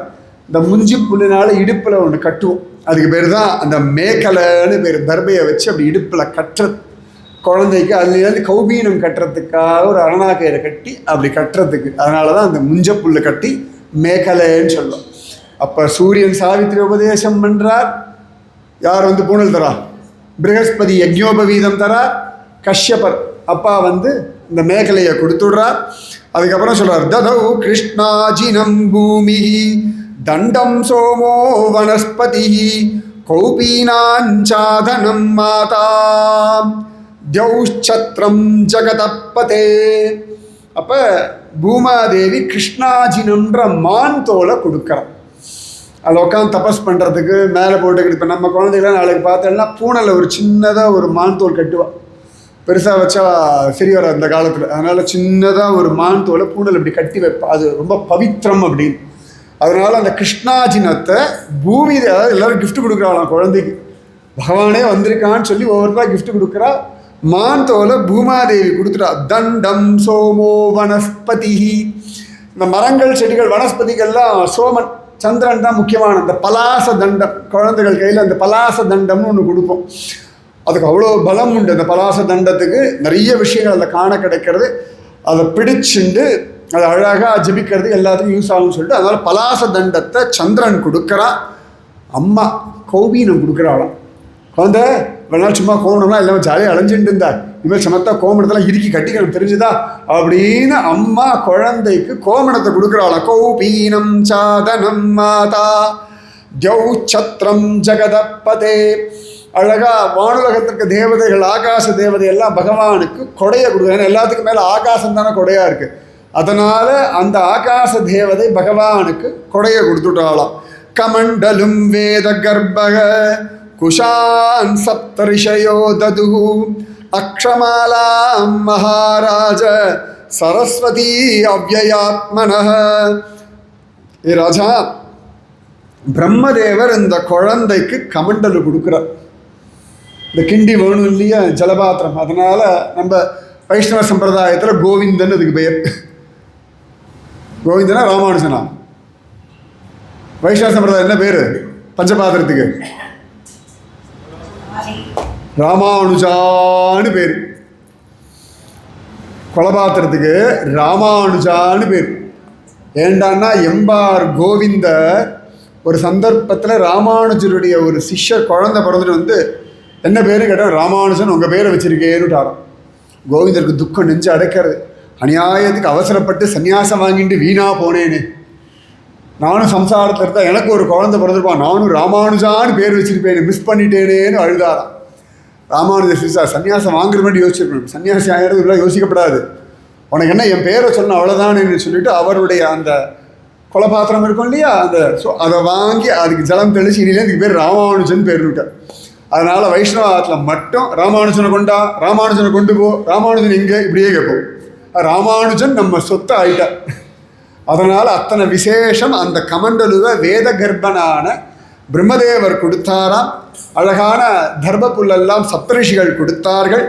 ஜபிக்கிறதுக்கான அக்ஷமாலையை சரஸ்வதி தேவி கொடுக்குறார். அக்ஷமாலா மகாராஜ சரஸ்வதி அவ்யயாத்மனஹ தஸ்மாயித்யுபநீதாய யக்ஷராத் பாத்ரிகாமதாத் பிக்ஷாம் பகவதி சாக்ஷாத் உமாத் அம்பிகா சதி. உமாததாத் அம்பிகா சதி. அப்போ பகவானுக்கு அந்த பிக்ஷ பாத்திரம் இருக்கும் இல்லையா, யாரா கொடுக்குறான்னா குபேரன் கொடுக்குறான். சுவாமி நாங்கள் வச்சுக்கோங்க. குபேரனே திருவோடு தான் கொடுக்குறான் சுவாமிக்கு. அழகாக அவர்கிட்ட ஒரு கொடுத்துட்டானா அந்த அந்த பிக்ஷா பாத்திரத்தை சுவாமி வாங்கிட்டாரான். யாரா முதல்ல பிக்ஷை போட்டா அப்படின்னா பகவதி சாக்ஷாத் உமா அம்பிகா. ஃபர்ஸ்ட் அம்மா போடல பிக்ஷை, அன்னபூர்ணி இருக்கா பாருங்க, அன்னபூர்ணி தான் முதல் பிக்ஷைய வாமனமூர்த்திக்கு போட்டா அப்படின்னு பாகவதம் சொல்கிறது. அப்போ பகவானுடைய சம்ஸ்காரத்துக்கு ஒவ்வொருத்தரும் ஒவ்வொன்று கொடுக்குறா. அவ்வளவு அழகாக அந்த சம்ஸ்காரம் நடக்கிறது. ச பிரம்மச்சரியசேனைவம் சபாம் சம்பாவிதோ வட்டு பிரம்மர்ஷி கணசஞ்சுஷ்டாம் அத்தியரோச்சதமாரிஷ. அவ்வளவு அழகாக அந்த பகவானுக்கு இந்த சம்ஸ்காரம் எல்லாம் பண்ண உடனே பல பல பல பல பலன்னு ஜொலிக்கிறான். அந்த உச்சி குடுமியை வச்சுண்டு அழகாக நெத்தியில் திலக்கம் எல்லாம் இட்டுண்டு குஞ்சு பய கையில் கமண்டலம் ஒரு பக்கம் வச்சுண்டு ஜபமாலையை வச்சுண்டு இந்த கிருஷ்ணாஜீனத்தை தோளில் மேலே போட்டுண்டு கௌபீனத்தை கட்டிண்டு இதனோட ஒரு கொடையை வேற வச்சுண்டு மாயா வாமனனே மதுசூதா நீ அருளாயின்னு தேவேன்னு நிற்கிற அச்சோடி ராஜாஜின் அப்படி திருஷ்டி சுற்றி போடுற மாதிரி இருக்கான் பையன். அது குழந்தைகளுக்கு அந்த யஜ்ஞோபவீத தாரணம் உபநயன சம்ஸ்காரத்தில் ஆம்பளை பசங்களுக்கு அழகு அப்போ தான் வர்றது. அப்போ தான் அழகு. அப்போ அவ்வளோ அழகாக இருக்காலும் பல பல பல ஏற்கனவே பிரம்மம் இந்த சம்ஸ்காரம் பண்ணோன்னே சுவாமி இன்னும் ஜோராக ஜொலிக்கிறாராம். அத்தனை பேரும் மயங்கி போயிடுறாளாம். ரொம்ப அழகாக சொல்கிறார். சமித்தாமாஹிதம் சமித்தமாஹிதம் வஹ்னின் கிருத்வா பரிசமூஹணம் பரிஸ்தீரிய சமபியர்ச்ச சமித்பிஹி ஜுஹோத்விஜ. உடனே சமத்தா உட்காந்துட்டு சமிதாதானம் பண்ணார் வாமனமூர்த்தி. சமிதாதானம் பண்ணவுடனே அக்னி அப்படி கொழுந்து விட்டு எரியறதா. இந்த மந்திரங்கள்லாம் சொல்ல சொல்ல சாவித்ரி தேவி காயத்ரி தேவி எல்லாரும் பிரத்யட்சமாக வந்துட்டாங்க. அதெல்லாம் பண்ணவுடனே அம்மா அப்பாவுக்கு கண்களில் ஒரு ஆனந்தம். அப்பாடா இனி வேதமாக தான் அந்த குழந்தைய பார்த்துப்பான். இப்போ தான் சதுர்புஜ மூர்த்தியாக வந்தா. ஆனால் வாமன மூர்த்தி ஆன பிறகு இது மனுஷ குழந்தை மாதிரி ஆகிட்டானா சுவாமி. அப்போ உடனேயே இதை ஜபிக்கிறதெல்லாம் பார்த்தோன்னு என்னமா ஜபிக்கிறது இப்படியா நன்னா ஜபிச்சுட்டு சௌக்கியமாக இருக்கட்டும். இனி அதுக்கு காயத்ரி இருக்குது. இந்த காயத்ரியை வச்சுட்டு குழந்தை ஜெயிச்சுடும். காயந்தம் திராயேதி காயத்ரி. யார் ஜபிக்கிறாளோ யார் பாடுறாளோ அவர்களை காப்பாற்றுவதனாலே அவளுக்கு காயத்ரின்னு திருநாள். யார் பாடணும் அவ்வளோ விசேஷம். அப்படி இந்த பகவான் ஜோரா சமிதாதானம் எல்லாம் பண்ணுறார். அமக்களமாக இருக்கார். அப்படி தான் இந்த வாமனமூர்த்தியினுடைய உபநயன சம்ஸ்காரத்தை ஸ்ரீமத் பாகவதம் வர்ணிக்கும். அதுக்கப்புறமா தான் இது டெய்லி அந்த சம்ஸ்காரம் பண்ணுறதுக்கு ஜபிக்கிறதுக்காகத்தான் ஒரு 3 அடி நிலம் வாங்கிறதுக்கு தான் மகாபலி கிட்ட போகிறான். நிலம்மாவலி மூவடிதா. பகவான் பிறந்தது பக்சர்னு சொன்னேன். அங்கிருந்து ஆல்தவே பகவான் போகிறது பிருகுகச்சம்னு ஒரு இடம் குஜராத்தில் நர்மதா நதி தீரத்தில் இருக்குது. இன்றைக்கி அந்த இடத்துக்கு பேர் பரூச். பரூச் தான் வாமனமூர்த்தி மகாபலியின் இடத்துல தானம் வாங்க போன இடம். அது வரைக்கும் பூமியில் கங்கை கிடையாது, ஞாபகம் வச்சுக்கோங்க. அது வரைக்கும் கங்கையே கிடையாது, கங்கை எங்கேயோ தான் இருந்தா. அது வரைக்கும் நர்மதா தான் சீனியர் மோஸ்ட். ரொம்ப ஜூனியர் மோஸ்ட் தான் கங்கா யமுனாலாம். நர்மதா எவ்வளவு சீனியர்னா வாமனமூர்த்தி அந்த கரையில் போய் மகாபலியின் இடத்துல தானம் வாங்க போகிறாருன்னா நர்மதா எவ்வளோ பழசுன்னு பார்த்துக்கோங்க.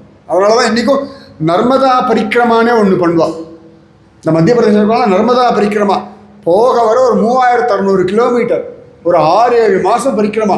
அது உத்பவஸ்தலத்தில் ஆரம்பித்து ஒரு பக்கமாக நடந்து திருப்பி சமுத்திரத்தை பக்கத்தை கிராஸ் பண்ணி திரும்பி இன்னொரு பக்கமாக நடந்து முடிப்பாள். நர்மதா மறுபடியும் இந்த கிரிவலம்லாம் சொல்கிறோம் இல்லையா, கோவர்தன கிரிவலம், மலை ஏறுறது, அந்த மாதிரி மத்திய பிரதேசத்தில் இருக்க பல பேருக்கு தபஸ் என்னடான்னா நர்மதா பரிக்கிரமான்றது ஒரு பெரிய தவம். அந்த மாதிரி அவ்வளவு சிரேஷ்டம் அந்த பிருகுகச்சம் பரூச். அங்கே போய் தான் பகவான் தானம் வாங்கிட்டான். அப்போ கூட சொல்கிறான், எனக்கு உட்காந்துட்டு ஜபிக்கிறதுக்கு ஒரு இடம் வரும், யாரும் என்னை தொந்தரவு பண்ணக்கூடாது, எனக்கு சும்மா ஒரு தர்மபாசனத்தை போட்டுட்டு தேமேன்னு உட்காந்துட்டு ஜபிக்கிறது இது என் இடம் நீ கொடுத்துட்டேன்னா நான் பாட்டுக்கு ஜபிச்சுட்டு இருப்பேன், என்னால் யாருக்கும் தொந்தரவு இல்லை. அதன் பிறகு தான் அவனை அழகாக தத்தம் பண்ணும்பொழுது தான் ஓங்கி உலகளந்த உத்தமன்னு சுவாமி வளர்றான். அப்போ உபநயன சம்ஸ்காரம் ஆன பிறகு தான் சுவாமியே பவதி பிக்ஷாந்தேகின்னு போகிறார். அப்போ அந்த உபநயன சம்ஸ்காரம் வாமனனுக்கே நடந்ததுன்னா அந்த சம்ஸ்காரம் நம்மாத்து குழந்தைக்கு நடக்கிறதுனா எவ்வளோ பெரிய பாக்கியம். கோட்டி ஜன்ம சுகிருதம். வாமனமூர்த்திக்கு நடந்த சம்ஸ்காரம் நம்மாத்தில் நாம் பார்த்து பிறந்த குழந்தை, நாம் பேர் வச்ச குழந்தை, நம்ம கண் முன்னாடி வளர்ந்த குழந்தை, அதுக்கு டீனேஜுக்கு முன்னாடி ஏன்னா உடம்புல மாற்றம் வரும், கெமிக்கல் சேஞ்சஸ் வரும், புத்தியில் மாற்றம் வரும். அது வரைக்கும் ஆண் பெண் பேதம் தெரியாது, இனிமேல் தெரியும். அதுக்கு முன்னாடி யார் சேஃபாக கூட இருந்து காப்பாற்ற முடியும்னா காயத்ரி.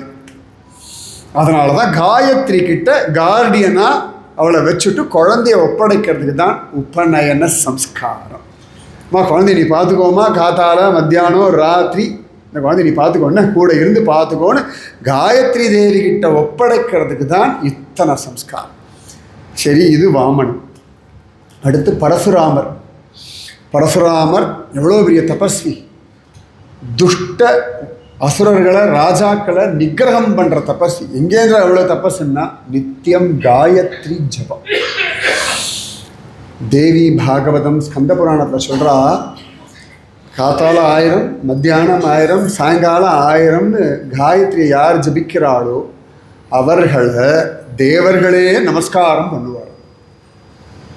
காத்தால 1000, மத்தியானம் 1000, ஒரு நாளைக்கு 3000 காயத்ரி ஜபிச்சாச்சுன்னா தேவர்கள் 30 முக்கோடி தேவர்கள் அவளை பார்த்து கை கூப்புறாள் யார் ஜபிக்கிறாளோ. அதான் எப்பயும் பண்ணலாம், அட்லீஸ்ட் காயத்ரி ஜபம் பண்ணி 1000 ஜபிச்சிருங்கன்னு சொல்லுவோம். அத்தனை சிரேஷ்டம் அந்த காயத்ரி. அந்த ஒவ்வொரு அக்ஷரமும் யூனிவர்ஸ்லேருந்து தபஸ் பண்ணி கிடச்சி அம்பழகா. அதுதான் அம்பழகா நம்ம பாரதியார் தமிழ் படுத்திருக்கார். செங்கதிர் தேவன் சிறந்த ஒளியினை தேர்கின்றோம், அவன் எங்கள் அறிவை தூண்டி நடத்துக. எக்ஸாக்ட் காயத்ரி மந்திரத்தினுடைய தமிழாக்கம்ன்றது பாரதியார் சொன்னது. செங்கதிர் தேவன் சிறந்த ஒளியினை தேர்கின்றோம். அதனால் பொதுவில் சொல்லக்கூடாது காயத்ரி மந்திரம், அதனால் தமிழில் சொல்லிட்டு இருக்கேன். செங்கதிர் தேவன் சக்கச்சவேல் இருக்கானே, அந்த தேவனுடைய சிறந்த ஒளியை தேர்கின்றோம், நாங்கள் பார்த்து சேவிக்கிறோம். அவ்வளவு அழகா அவன் எங்கள் அறிவினை தூண்டி நடத்துக. எங்கள் அறிவை அவன் தூண்டட்டும், அவனை மாதிரி பிரகாசமாக அறிவு இருக்கட்டும், அவன் எங்களை வழிகாட்டட்டும். இதுதான் காயத்ரி மந்திரத்தோட அர்த்தம். அத்தனை சிரேஷ்டம் அந்த காயத்ரி. பரசுராமர் அந்த காயத்ரி பலத்தினால தான் 27 தடவை க்ஷத்திரியர்களை, அட்டகாசம் என்ற க்ஷத்திரியர்களை அடக்கி பூமியை தன் கண்ட்ரோலில் வச்சுருந்தாரா. இந்த பவர் ஆஃப் காயத்ரி சொல்ல வேண்டிய அவசியமே கிடையாது. அதனால தான் விஸ்வாமித்திரர் ராமனை அழிச்சுட்டு போகிறார் யஜ்ய சம்ரக்ஷணத்துக்கு. சில பெரியவாளோட அபிப்பிராயம், விஸ்வாமித்திரர் ஒரு யஜ்யம் பண்ணுறார் இல்லையா, அந்த யஜ்யம் தான் நம்ம ஆவணி அவிட்டம் காயத்ரி ஜபமாக வருஷா வருஷம் பண்ணுறோம் பாருங்க. அந்த யஜ்யத்தை பண்ணுறதுக்கு சேஃப்கார்டு பண்ணுறதுக்காக தான் ராமனை கூட்டுட்டு போகிறான். அதுக்கப்புறமா தான் அந்த காயத்ரி ஜபம்ன்ற ஒரு முக்கியமான விஷயம் ஆரம்பிச்சது சில பெரியவாளுடைய அபிப்பிராயம். அப்படி போகும் பொழுது அவ்வளோ அழகாக நதிக்கரையில் படுத்துக்கிறார். ராத்திரி எல்லாம் பக்கத்தில் உட்காந்துன்னு விஸ்வாமித்திரர் பார்க்குறான் ராமன் இந்த சயன கோலம். குழலழகர், வாயழகர், கண்ணழகர், குப்பூழில் எழுகமல பூவழகர், என்ன ரங்கத்து இன்னமுதர்னு ஆண்டாள் சொல்கிறாள். ராமன் படுத்துட்டா ரங்கன் தானே, ரங்க கிருப்பையினால் பிறந்த குழந்தை தானே, ஒய்யாரமாக படுத்துட்டு இருக்கானா. விடிய விடிய விடிய பார்த்துட்டு இருக்காரான். எதுக்குடான்னா இவனை எழுப்பணும், எழுந்துக்கும் பொழுது இவனுடைய திருமுக மண்டலம் எப்படி பிரசன்னமாக இருக்குன்னு பார்க்கணும்னு ஆசை. அது எழுந்துக்கும் பொழுது சின்ன குழந்தைகள்லாம் முழிக்கும் போது எல்லாருக்கும் ஆசையாக இருக்கும். அது முழிக்கும்போது அது இப்படி சிரிக்கும் இல்லையா, யோசிக்காமல் நம்மளை மாதிரி டென்ஷன்லேயே அதுக்குள்ளே யாராகிடுது என்னடா இப்போ தானே படுத்தேன் அப்படி எழுந்துக்காது. ஐயா முடிச்சாச்சா என்ன சேட்டை பண்ணலாம்னு எழுந்துக்கும். அப்பாலாம் முழிச்சுட்டா எழுந்தோடனே ஒரு சேட்டை, ஃப்ரெஷ்ஷாக ஒரு சேட்டையோட ஆரம்பிக்கும். அந்த மாதிரி இந்த ராமன் எழுந்துக்கும் போது எப்படி இருக்கான்னு பார்க்கணும்னு ஆசையாக. அப்போ ராமனை எழுப்புறார் ரொம்ப ஜோரா. பிரபாதாயாம் து சர்வர்யாம் விஸ்வாமித்ரோ மகாமுனி அப்யபாஷகாகுஸ்தௌ சயனௌ பர்ண சம்ஸ்தரே. பகவான் அப்படி புல்லில் படுத்துட்டு இருக்கானா. விஸ்வாமித்திரர் ரொம்ப அழகாக பார்த்துட்டார். ஜோரா எழுப்புறாராம் பயலை. அத்தனை அழகா எப்படிரா எழுப்புறார் அப்படின்னா, கௌசல்யா சுப்ரஜா ராம பூர்வ சந்தியா பிரவர்த்ததே உத்திஷ்ட நரசார்தூல கர்த்தவ்யம் தேவமான்ஹிகம். ராமன் எழுப்புறா. கௌசல்யா சுப்ரஜா ராம. அவ்வளவு அழகா கௌசலைதன் மணிவயிறு வாய்த்தவன். கௌசல்யா சுப்ரஜா ராம பூர்வ சந்தியா பிரவர்த்தத்தை. விடியற் காலம்பரை வந்தாச்சு. சாயம் சந்தியா பூர்வ சந்தியா வந்தாச்சு.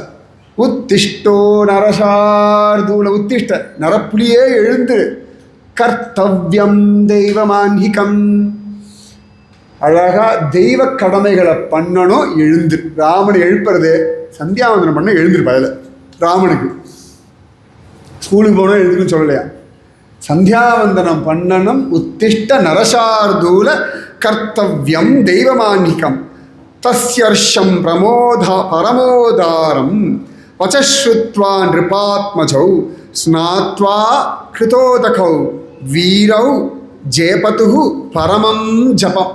சொன்ன உடனே ராமனும் லக்ஷ்மணன் எழுந்தார்களாம். ஃபஸ்ட் கிளாஸாக நதியில் ஸ்நானம் பண்ணாலாம். அழகாக ஜம்முன்னு அர்க்கியம் எல்லாம் விட்டாலாம். உட்காந்துட்டு பெரிய ஜபமான காயத்ரியை ஜபிச்சார்கள். ஜபேத்து பரமம் ஜபம். ஜபத்தில் மிக உயர்ந்ததான காயத்ரியை ராமனும் லக்ஷ்மணனும் ஜபித்தார்கள். அப்போ நம்ம முக்கியமாக சுப்பிரபாதம் அப்படின்னா உடனே கௌசல்யா சுப்ரஜா ராம பூர்வா சந்தியா பிரவர்த்ததை உத்திஷ்ட நரசார்தூல கர்த்தவியம் தெய்வமான்னிகம் உத்திஷ்டோ உத்திஷ்ட கோவிந்த உத்திஷ்ட. இது எதுக்கடானா ராமா எழுந்து சந்தியாவந்தனம் பண்ணு. எழுப்புறது சந்தியாவந்தனத்துக்காக தான் எழுப்புறார். கர்த்தவியம் தெய்வமான்னிகம். அதுக்கப்புறம் தான் உத்திஷ்டோ உத்திஷ்ட கோவிந்த உத்திஷ்ட. முதல்ல சுப்பிரபாதம் யாரா பாடுறாருன்னா விஸ்வாமித்திரர் தான் பாடுறார். ராமனுக்கு பாடுறார். அதனால எல்லா சுப்பிரபாதத்துக்கும் முதல் இடம்னா கௌசல்யா சுப்ரஜா ராமான் உண்டு. அவ்வளவு கௌசலையின் மணிவயிறு வாய்த்தவனே, அவ்வளோதான். அப்படி ராமனும் எழுந்து சந்தியாவந்தனம் பண்ணான் அப்படின்னா அந்த விஷயத்தை நம்ம மாத்து குழந்தை நாளிலேருந்து பண்ண போகுது. ராமன் பண்ண சந்தியாவந்தனம், ராமன் ஜபிச்ச காயத்ரி மந்திரத்தை, அதுக்கு தான் அந்த உபநயன சம்ஸ்காரம் அவ்வளவு சிரேஷ்டம். அத்தனை விசேஷமாக ஏன் சொல்கிறோம்னா இதுக்கு அவ்வளவு தூரம் மகாத்மியம் இருக்குது. ரொம்ப அழகாக அடுத்து சொல்கிறார். எல்லாத்தையும் முடிச்சுட்டாள ராமனும் அழகான நம்ம லக்ஷ்மணனும் இதெல்லாம் முடிச்சுட்டா சந்தோஷமாக ஆனந்தத்தில் தலைக்கலாம். அதுக்கப்புறமா தான் கிளம்புறார் நம்ம விஸ்வாமித்திரரோடு. அவள் 2 பேரும் கிளம்பி ஜோராக போகிறார்கள். எல்லாம் ராமாயணம் பாலகாண்டம் 23வது சர்க்கத்தில் தான் இந்த விஷயங்கள்லாம் காண கிடைக்கிறது. விஸ்வாமித்திரர் எழுப்புறது எல்லாமே அப்படி தான் காண கிடைக்கிறது. அத்தனை சிரேஷ்டம் இந்த உபநயன சம்ஸ்காரம். சரி, ராமன் கிச்சா பெயர் ஜாலியாக 12 வயசு வரைக்கும் மாடு ஆடு எல்லாத்தையும் மேய்ச்சுண்டு என்னெல்லாம் சேட்டை உண்டோ லிஸ்ட் போட்டு பண்ணிட்டு இருந்த பையன். வெண்ணை திருடுறதா இருக்கட்டும், பெண்ணை திருடுறதா இருக்கட்டும், மண்ணை திங்கிறதா இருக்கட்டும், கோல் சொல்கிறதா இருக்கட்டும், பொய் சொல்கிறதா இருக்கட்டும், அதில் பிஎஸ்சி பண்ணது யாருன்னா கிருஷ்ணன் மட்டும்தான். அவ்வளோதான். எல்லாம் பொய்ய இவ்வளோ அழகாக பேச முடியுமான்னா கிருஷ்ணன் மட்டும்தான். அதனால தான் வைஷ்ணவ சம்பிரதாயம் சொல்லும்போது சொல்லுவா, கிருஷ்ணன் சொன்ன பொய்யும்ன்றுவா. சக்கரவர்த்தி திருமகனார் பேசின மெய்யும் கிருஷ்ணன் சொன்ன பொய்யும் நமக்கு தஞ்சம். ராமன் சொல்ல மாட்டான், சக்கரவர்த்தி திருமகன்னு தான் மரியாதை. ஏண்டான்னா பர்ஃபெக்டாக தர்மப்படி எப்படி இருக்கணும் அப்படியே இருந்தவன். சொல்கிறது ஒன்று செய்யறது ஒன்றுன்னா கிருஷ்ணன். அதனால் கிருஷ்ணன் சொன்ன பொய்யும், அதுவும் பாகவத்தில் எழுதியே வச்சிருக்கா. மண்ணை தின்னுட்டா பலராமர் போய் சொல்லியாச்சு, ஓடி வரா யசோதா. குழுக்கு முழுக்குன்னு ஜம்முன்னு இருப்பான். அம்மாவும் பிள்ளையும் 2 ஒரே சைஸ் தான். இது பெருசு, இது குட்டி சைஸ், அவ்வளோதான். குட்டுன்னு மேல் மூச்சு கீழ் மூச்சு ஓடி வரா. இன்றைக்கும் எந்த இடத்துல யமுனா தீரத்தில் கோகுலத்தில் கண்ணன் மண்ணை தின்னானோ அந்த இடத்துக்கு பேர் பிரம்மாண்ட காட்னே பேர். யசோதை டே குழந்தை மண்ணை தின்னியாடா அப்படின்னா கோபமாக இடுப்பில் கையை வச்சுட்டு பாண்டரங்கன் மாதிரி முறைச்சிண்டு எல்லாரும் போய் சொல்கிறா, நாஹம் பக்ஷிதவான் அம்ப, நான் மண்ணே சாப்பிடலை. அத்தனை பேரும் போய் சொல்கிறான். பலராமருக்கு துக்கம் நெஞ்சு அடைக்கிறது. நானா போய் சொல்லுவேன். ஆதிசேஷன் வேறு சத்தியத்தில் ஒன்றுமே தெரியாது அவருக்கு. அதுவும் 1000 வாயால் 1000 நாமத்தை அப்படி முடிச்சிடுவார். நமக்கு விஸ்வநாத டைம் ஆகும் இல்லை, ஏன்னா நமக்கு இருக்கிறது ஒரு வாய். விஸ்வம் விஷ்ணுக்கு வஷத்காரம் அதே வாயில் திரும்ப சொல்லணும். அவருக்கு 1000 வாயா அங்கே விஸ்வம் ஆரம்பிப்பா இங்கே முடிஞ்சிடும். அவ்வளோ சிறுக் அப்படின்றதுக்குள்ள அவர் நினச்சிருந்தா ஜெபிச்சுட்டு சரஸ்வநாமத்தை. அவருக்கு வேறு பேச்சே கிடையாது. சென்றால் குடையாம், இருந்தால் சிங்காசனமாம், நின்றால் மரவடியாம், நீழ்கடலுள் என்றும் புனையாம், மணிவிளக்காம், பூம்பட்டாம், புல்கும் அணையாம், திருமார்கரல். சுவாமிக்கு எத்தனை விதமான கைங்கரியம் உண்டோ எல்லாம் பண்ணவர். அவரை பார்த்து பொய்ன்னு அவருக்கு துக்கம் நெஞ்சு அடைச்சி கண்ணில் கண்ணீர் வருதா, என்ன பார்த்து பொய்ன்னு சொல்லிட்டானே அப்படின்னு. நான் அகம் பக்ஷித்தவான் நம்ப, நான் மண்ணு சாப்பிடலைம்மா. உடனே பலராமன் பார்க்குறான், வாய் திறந்து காட்டு சொல்லு. அப்போ தெரியும் இல்லை, உடனே ரோஷம் வந்துருத்தோம். நான் வேணா வாயை திறந்து காட்டுறேன், நீ வேணா பார்த்துக்கோ. இப்போ கலியுகத்தை அப்படி தானே, யாரா ரொம்ப சத்தம் போட்டு பேசுகிறா, அதட்டி பேசுகிறான்னா அவள் சொல்கிறது உண்மையான ஆடு இல்லை.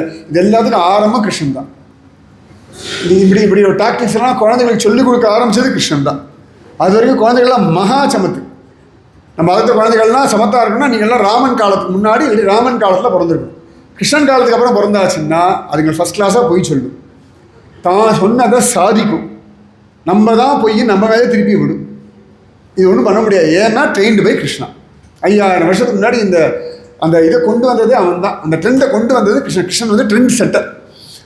உடனே யசோதை வாயை தரடான்றாலும் வாயை திறந்த சமஸ்த லோகங்களையும் பகவான் காட்டிட்டான். இவ்வளவு அட்டகாசம் பண்ண பையன். பொத்த உரல் கவிழ்த்து அதன் மேல் ஏறி தித்தித்த பாலும் தடாவினில் வெண்ணையும் மெத்த திருவயிறார விழுங்கிய.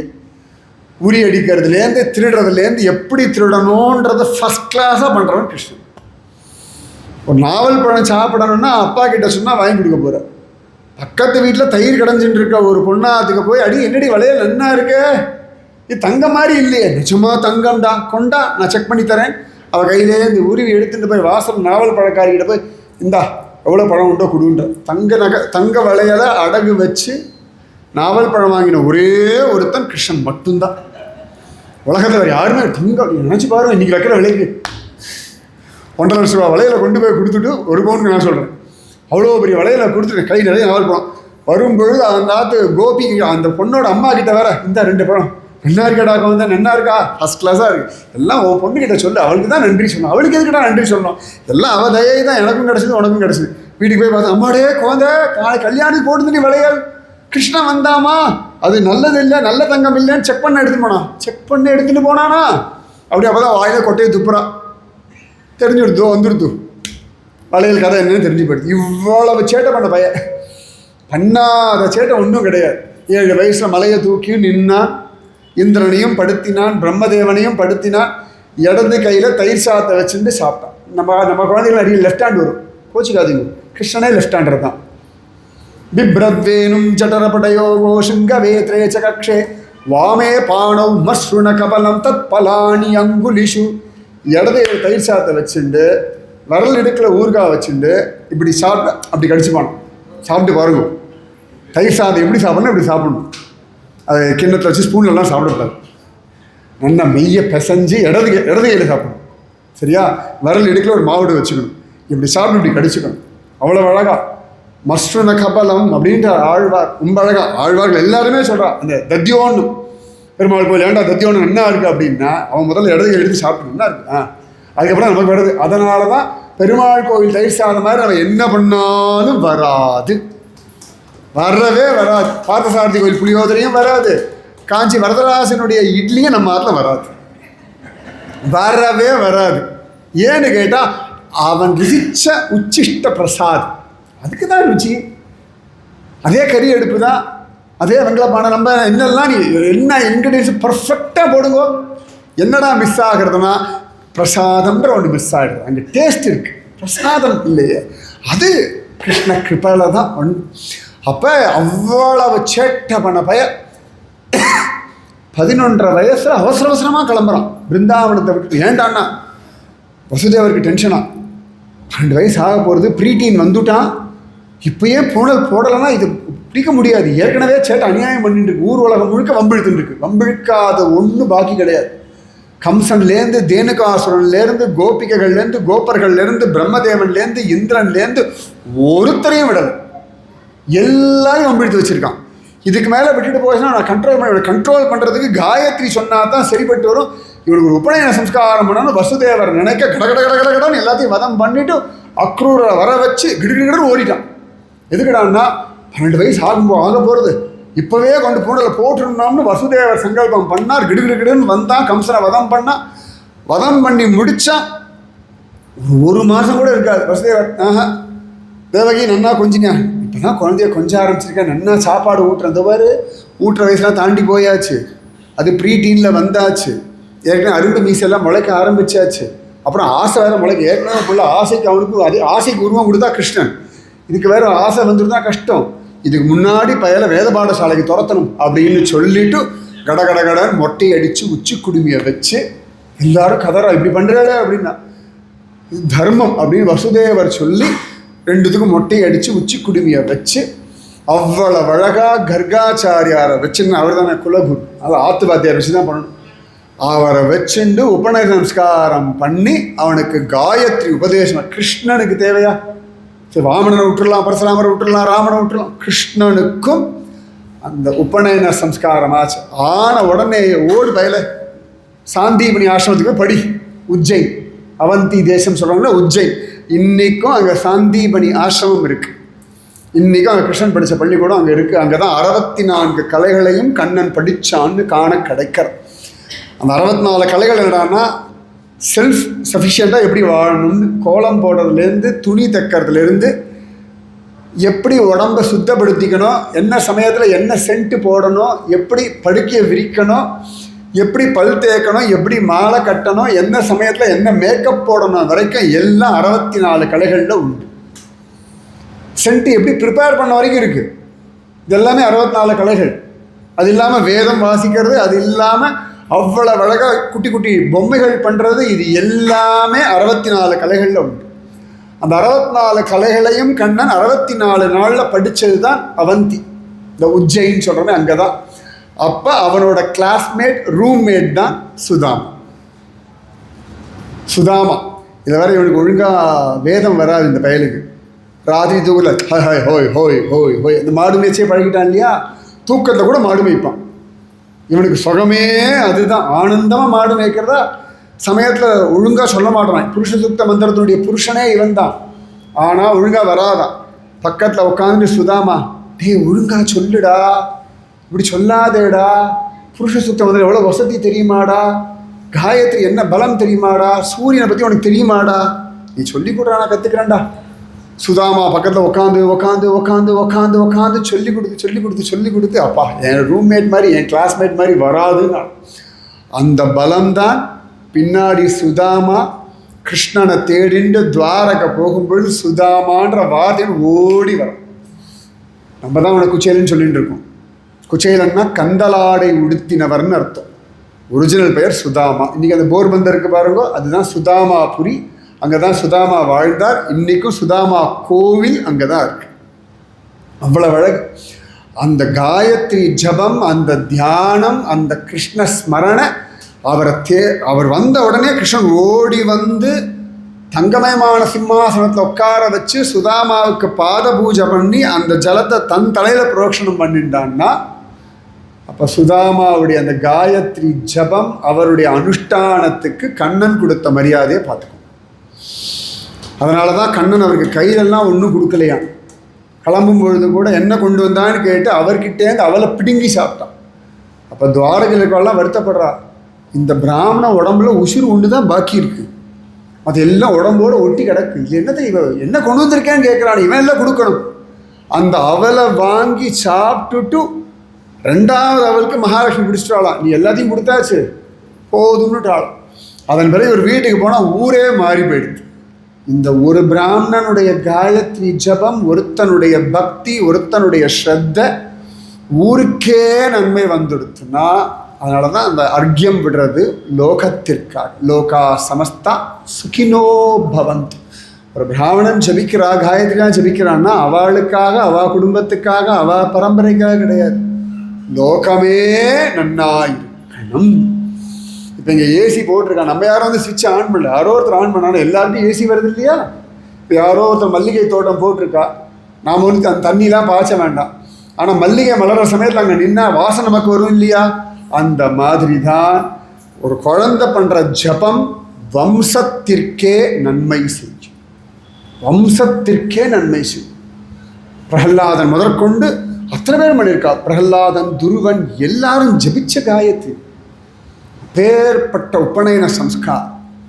இதுதான் பின்னாடி நம்ம ஆச்சாரிய புருஷன் எல்லாருக்கும். ஆதிசங்கரர் இத்தினூண்டு அவ்வளவு அழகா அதுக்கு உபநயன சம்ஸ்காரம் ஆயிடுறது. அம்மாவுக்கு பூர்ணா நதியில் போய் குளிக்கிறதுக்கு கலப்பாருக்கு முடியலன்னு சொல்லி காயத்ரி பலத்தினால பூர்ணா நதியை அம்மாவுக்காக கொல்ல பக்கம் திருப்பி விட்டான்னா எவ்வளோ பெரிய பலம் பார்த்துக்கணும். அத்தனை பூர்ணா நதியோட அந்த ஃப்ளோவே மாறி போயிடுது, அதோட கோர்ஸ் ஆஃப் ட்ராவலிங்குக்கு மாறி போயிடுது. அதே சங்கரர் பவதி பிக்ஷாந்தேகின்னு போய் நிற்கிறார். வாமனமூர்த்தி மாதிரி பவதி பிக்ஷாந்தேகி. அது ஒரு பெரிய ரூல். பிக்ஷை எடுத்து தான் சாப்பிடணும். அப்போ தான் எல்லார்கிட்டையும் அன்பு இருக்குமா, அகம்பாவம் வராதான். அதனால தான் ஒரு ரூலாக வச்சுருக்கான். எல்லாரும் கொடுக்கறது வாங்கி அதுலேருந்து எடுத்து தான் பக்குவப்படுத்தி சாப்பிடணும். இன்றைக்கும் பார்க்கலாம். ரொம்ப அழகாக தன் காரியத்தை தானே பார்த்துக்கிறது யாருன்னா வேத பாடசாலை குழந்தைகள் தான். நம்மாத்து குழந்தைகள் காலேஜ் போகிற வரைக்கும் நம்ம ப்ரஷ் எடுத்து நிற்கணும். வேத பாடசாலை குழந்தைகள் எல்லாத்தையும் பார்த்துக்கணும். சீனியர் பார்த்துக்கும், ஜூனியர் பார்த்துக்கிட்டு நம்ம சொடி இதை போய் கொண்டு விட்டுட்டு வேத பாடசாலை துக்கமாக இருக்கும். ஆனால் அதுகளுக்கு என்ன அழகாக ஒரு இண்டிபெண்டன்ஸ் இருக்கும் தெரியுமா? திமிரு இருக்கும். இந்த வேத பாடசாலை பசங்க ஒரு குழந்தைகள் திமிரு ஏன்னா இண்டிபெண்ட்டாக இருக்குல்ல, அந்த இண்டிபெண்டன்ஸே ஒரு திமிரை கொடுத்துரும். எங்கே போனாலும் ஜெயிக்கும் பசங்க. என்னடான்னா அப்படி ஒரு மனோபலம் அதை கொடுத்துரும். அப்போ இது போய் பகவதி பிக்ஷாந்தேகின்னு போய் நின்னோன்னு அந்த வீட்டில் இருந்த அம்மாவுக்கு குழந்தை வந்திருக்கேன், இதுக்கு எப்படி நான் எதுவும் கொடுக்காம இருக்கேன்னு ஒரு நெல்லிக்காவை கொடுத்து, முழு நெல்லிக்காவை கொடுத்துட்டான். இந்த ஸ்திதியில் கூட இவ கொடுத்துட்டாளேன்னு கண்ணை மூடின்னு கனகதாரா ஸ்தோத்திரத்தை சொல்ல கணக்கம் வர்ஷிச்சது. அப்படின்னா அந்த சங்கரர் ஜபிச்ச காயத்ரி பலம் அவ்வளவு சிரேஷ்டம். அந்த சங்கரர் தான் மாயா முதலிய சிருஷ்டிச்சுட்டு லோகத்தை உத்தாரணம் பண்ணேன்னு கிளம்பி 32 வயசுக்குள்ள அவ்வளவு கோவில்களும். இன்னைக்கு பத்ரிநாதனை போய் சேவிக்கிறோம்னா அஸ்திவாரம் போட்டது ஆதிசங்கர் பகவத் பாதர். அவர் தான் நாரத குண்டத்திலேருந்து அந்த பத்ரிநாதனை எடுத்து பிரதிஷ்டை பண்ணி இன்னைக்கு கொடுத்துட்டார். அதை இன்றைக்கும் அங்கே சங்கருக்கு தான் முதல் பிராதானியம். எங்கடானா பத்ரியில் ஆதிகுரு சங்கரருக்கு தான் பிராதானியம். அப்போ அவ்வளவு சிரேஷ்டம். சுவாமி ராமானுஜர் அத்தனை அழகாக ஸ்ரீபெரும்புதூரில் அவ்வளவு அழகாக யஜ்ஞோபவீத சம்ஸ்காரம் எல்லாம் ஆகி வேதம் படிக்கிறதுக்காக தான் காஞ்சிபுரமே வரும். அவ்வளவு ஜபிச்சிருக்காருன்னு காண கிடைக்கிறது. ஜோரா வேத விஷயங்கள் அவ்வளவு விஸ்தாரமாக பேசியிருக்காருன்னு காண கிடைக்கிறது. அவருடைய கடைசி காலத்தில் கூட உடம்பு தளர்ந்து போன சமயத்தில் கூட சுவாமி ராமானுஜர் சிஷ்யாவை வச்சுட்டு தன்னை பிடிச்சிக்க சொல்லிட்டு கையில் எடுத்து அக்ரியம் விட்டார்னு இருக்கு. தள்ளாத வயசில் 120வது வயசில் கூட அர்க்கியம் விட்டார்னு இருக்கு ஸ்ரீரங்கத்தில். எத்தனை வசதி இந்த காயத்ரி. இப்போ சங்கரர் ஜபிச்சது, சுவாமி ராமானுஜர் ஜபிச்சது, ஸ்ரீமன் மத்வாச்சாரியார். ஏன்னா எல்லா சம்பிரதாயமும் நம்மளோட சம்பிரதாயம் தான், எல்லாமே சனாதன தர்மத்தினோட. அத்தனை தூரம் வேதத்தை ஜிபிச்ச ஒருத்தர் ஸ்ரீமன் மத்வாச்சாரியார். ஒரு நாள் அவர் கையில் ஒரு குச்சி வச்சுட்டு இப்படி அலைஞ்சிட்டு இருக்கார். வாசுதேவன் அவருக்கு பெயர். அப்பா கேட்குறாரு, என்னடா அலையிறேன்னு. இல்லை நான் ஒரு புது சித்தாந்தம் பண்ண போகிறேன். அவர் சிரிச்சா, முதல்ல ஒழுங்காக வேதத்தை ஜபிச்சு இந்த காஞ்சி போன குச்சியை நடு, அது மரமாக ஆச்சுன்னா உனக்கு வேதம் சித்தி ஆயிடுதுன்னு அர்த்தம். அதன் பிறகு நீ சித்தாந்தம் பண்ணலான்னு. இது உடனே நேராக கொண்டு போய் அந்த குச்சியை தலைகீழ நடுறது. இந்த பெயர் வாசுதேவன் தலைகீழ நட்டுட்டு வேதத்தை ஜபிக்கிறது. கட அந்த மரம் வளர்ந்துட்டு இன்னைக்கும் அந்த மரம் இருக்கு. உடுப்பி பக்கத்தில் பாஜக க்ஷேத்திரம்னு ஒரு இடம் இருக்கு, மத்வாச்சாரியோட அவதாரஸ்தலம். அந்த இடத்துல இன்னைக்கும் அந்த மரம் இருக்கு. அதன் பிறகுதான் அவர் மத்வ சம்பிரதாயன்ற ஒன்றே ஆரம்பிச்சார். அத்தனை சிரேஷ்டம். இவ்வளவு மகாத்மாக்களுக்கு எல்லாரும் எல்லாம் தெரிஞ்சவாளா இருந்தாலுமே இந்த வேதம் காயத்ரி அப்படி கொண்டாடிருக்கா. அதே போல நிகமாந்த மகாதேசிகர் எத்தனை ஆச்சரியம். கருடன் பிரத்யக்ஷம், ஹயக்ரீவர் பிரத்யக்ஷம், சகலகலா வல்லவன், எத்தனை விஷயங்கள் அவருக்கு. அப்பேற்பட்டவருக்கு என்னடா பலம்னா அந்த காயத்ரி ஜபம் சரணாகதி இவ்வளவு தான். எத்தனை விஷயங்கள் தேசியம், எவ்வளவு கிரந்தங்கள் பண்ணியிருக்காரு. இவ்வளவு காரணம் இந்த வேதம் தான் காரணம். வேத ரகசியம் தான் ஃபுல்லாக எடுத்து கொடுத்துருக்காங்க. அத்தனை சிரேஷ்டம் அந்த காயத்ரியும் வேதமும் பிரம்ம வித்யையும் அப்படின்னு காண கிடைக்கிறது. அத்தனை சிரேஷ்டம். அதன் பிறகு ஸ்ரீகிருஷ்ண சைத்தன்ய மகாபிரபு. இன்னைக்கு ஹரே ராம ராம ராம ஹரே ஹரே, ஹரே கிருஷ்ண கிருஷ்ண கிருஷ்ண ஹரே ஹரேன்னு ஜபிக்கிறோம்னா லோகம் முழுக்க பிரகடனப்படுத்துது அவர் தான். அவருக்கு உபநயன சம்ஸ்காரம் நடக்கிறது. காதில் காயத்ரி சொன்னோன்னா குழந்தை மூர்ச்சியாகி விழுந்துட்டான். அத்தனை பவர்ஃபுல்லாக இருக்குது. கொஞ்ச நேரம் யாருக்கும் ஒன்றுமே இல்லை. இந்த காயத்ரி முதல் தடவை காதில் விழுந்தவொடனே அப்படியே ஜபிச்சுட்டு சமாதிக்கு போயாச்சு அந்த குழந்தை. அதன் பிறகு கொஞ்ச நேரம் கழிச்சா சுயப்பிரஜை வந்ததுன்னு காண கிடைக்காது. வார்க்கரி சம்பிரதாயம், பாண்டுரங்க சம்பிரதாயம் இருக்கே, அது முக்கியமான ஒருத்தர் சந்த் ஞானேஸ்வர மகராஜ், மாவுலின்னு சொல்லுவார். ஞானேஸ்வரம் இன்றைக்கும் ஆலந்தி, பூனா பக்கத்தில் ஆலந்தியில் ஜீவ சமாதியில் இருக்கார். அவர் அப்பா சன்னியாசியாக போயிட்டு அதுக்கப்புறம் திரும்பி சம்சாரி ஆனார். அவெல்லாம் பிராமணர்கள். ஆனால் அவருக்கு யாரும் பூனல் போட்டு வைக்க மாட்டேங்கிறான். அதன் பிறகு அவரை ஆலந்திலேருந்து கிளம்பி பைட்டன்னு ஒரு இடம் இருக்குது இந்த அவுரங்காபாத் பக்கத்தில், அங்கே போய் ஆப்பே கிராமத்தில் போய் எங்களுக்கு இங்கே எழுதி கொடுங்கோ, எங்களுக்கு பூனல் போடுறதுக்கு அதிகாரம் உண்டு எழுதி கொடுங்கோன்னு சொல்லி அவ்வளோ அழகாக ஆர்கியூ பண்ணி யஜ்ஞோபவீத சம்ஸ்காரத்துக்கு அவர் 4 பேர் அண்ணா தம்பி 4 பேரும் அவ்வளோ சிரமப்பட்டார்கள்னு இருக்கு. அத்தனை சிரேஷ்டம் இந்த உபநயன சம்ஸ்காரம்னு சுவாமி ராகவேந்திரர் வேதம் அப்படி ஜெபிப்பார். ஒரு ஸ்திதியில் அவர் ஒரு இடத்துக்கு போகிறார், நிறைய வேத வித்வான்கள்லாம் வந்திருக்கா, அது ஒரு வேத சதஸ் நடக்கிறது. இவரை பார்த்துட்டு அந்த எஜமானருக்கு ஒன்றும் பெரிய அபிப்பிராயம் இல்லை, போய் சந்தனம் அரை எல்லா பிராமணர்களுக்கும் அப்படின்ட்டு ஒரு சின்சியராக சந்தனம் அரைச்சி முடித்தா. அவள்லாம் சாப்பிட்டு முடித்த உடனே அவளுக்கெல்லாம் சந்தனம் கொடுத்தா தடவிண்டா தக்க தக்க தக்கான்னு எரியிறது, மிளகா பழத்தை போட்டு அழைச்சா மாதிரி. எல்லாரும் பயப்படுறா, என்ன ஆச்சுன்னு இவரை கேட்குறா. மன்னிச்சுடுங்கோ, நான் மறந்து போய் அக்னி சூக்தம் சொல்லிண்டே சந்தனத்தை அரைச்சிட்டேன்ற. அக்னி பலம் அதில் வந்து கொடுத்தான். அதன் பிறகு என்ன பண்ணுறதுன்னு கேட்டால் திரும்பி ஒரு வருண சூக்தம் சொல்லி சந்தனம் மறைச்சி அதுக்கப்புறம் எல்லாரும் பூசின்ற பிறகு அந்த எரிச்சல் அடங்கித்துன்னு. அப்போ வேதம் எத்தனை பெருசுன்னு பார்த்துக்கோ. அந்த வேதத்தை 4ஆக எடிட் பண்ணதுனால தான் வேதவியாசர்னு பேர். வியாசர்னா எடிட்டர்னு அர்த்தம். ஒன்றா இருந்த வேதத்தை ரிக் யஜுர் சாம அதர்வண வேதம்னு பிரித்ததுனால வேதவியாசர். அந்த வேதத்தினுடைய சாரம்தான் மகாபாரதம். அந்த மகாபாரதனுடைய கண்டென்ஸ்டு வெர்ஷன் தான் ஸ்ரீமத் பாகவதம். அந்த பாகவதனுடைய இன்னும் கண்டென்ஸ்டு வெர்ஷன் தான் ஸ்ரீமன் நாராயணியம். இது எல்லாத்துக்கும் பார்த்தேன்னா வேதம். ஆழ்வாராதிகளுடைய பாசுரங்கள் எல்லாம் வேதசாரம். வேதம் அனைத்திற்கும் வித்தாகும் கோதை தமிழை 5 அறியாத மானிடரை வையம் சுமப்பதும் வம்புன்றா இல்லையா, ஆண்டாளுடைய திருப்பாவே வேதம். இந்த வேதத்தினுடையது தான் இந்த காயத்ரி மந்திரம்.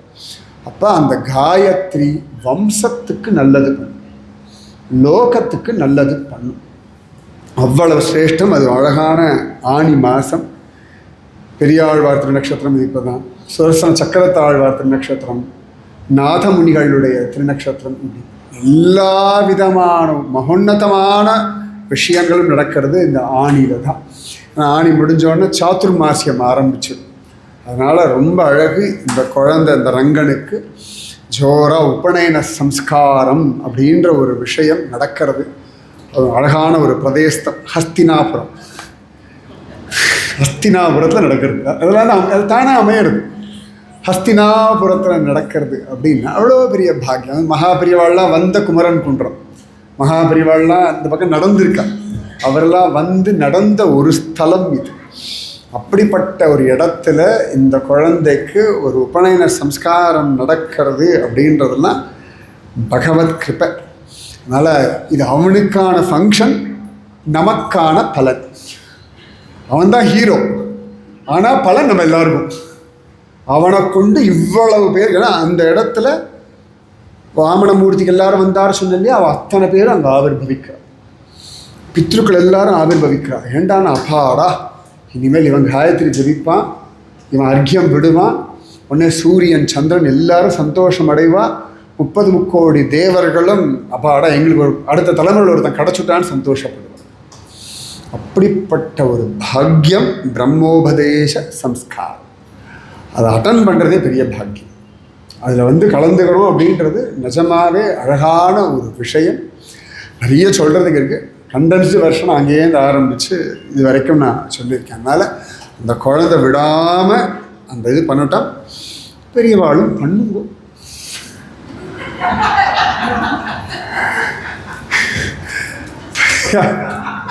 ராதே கிருஷ்ணன்.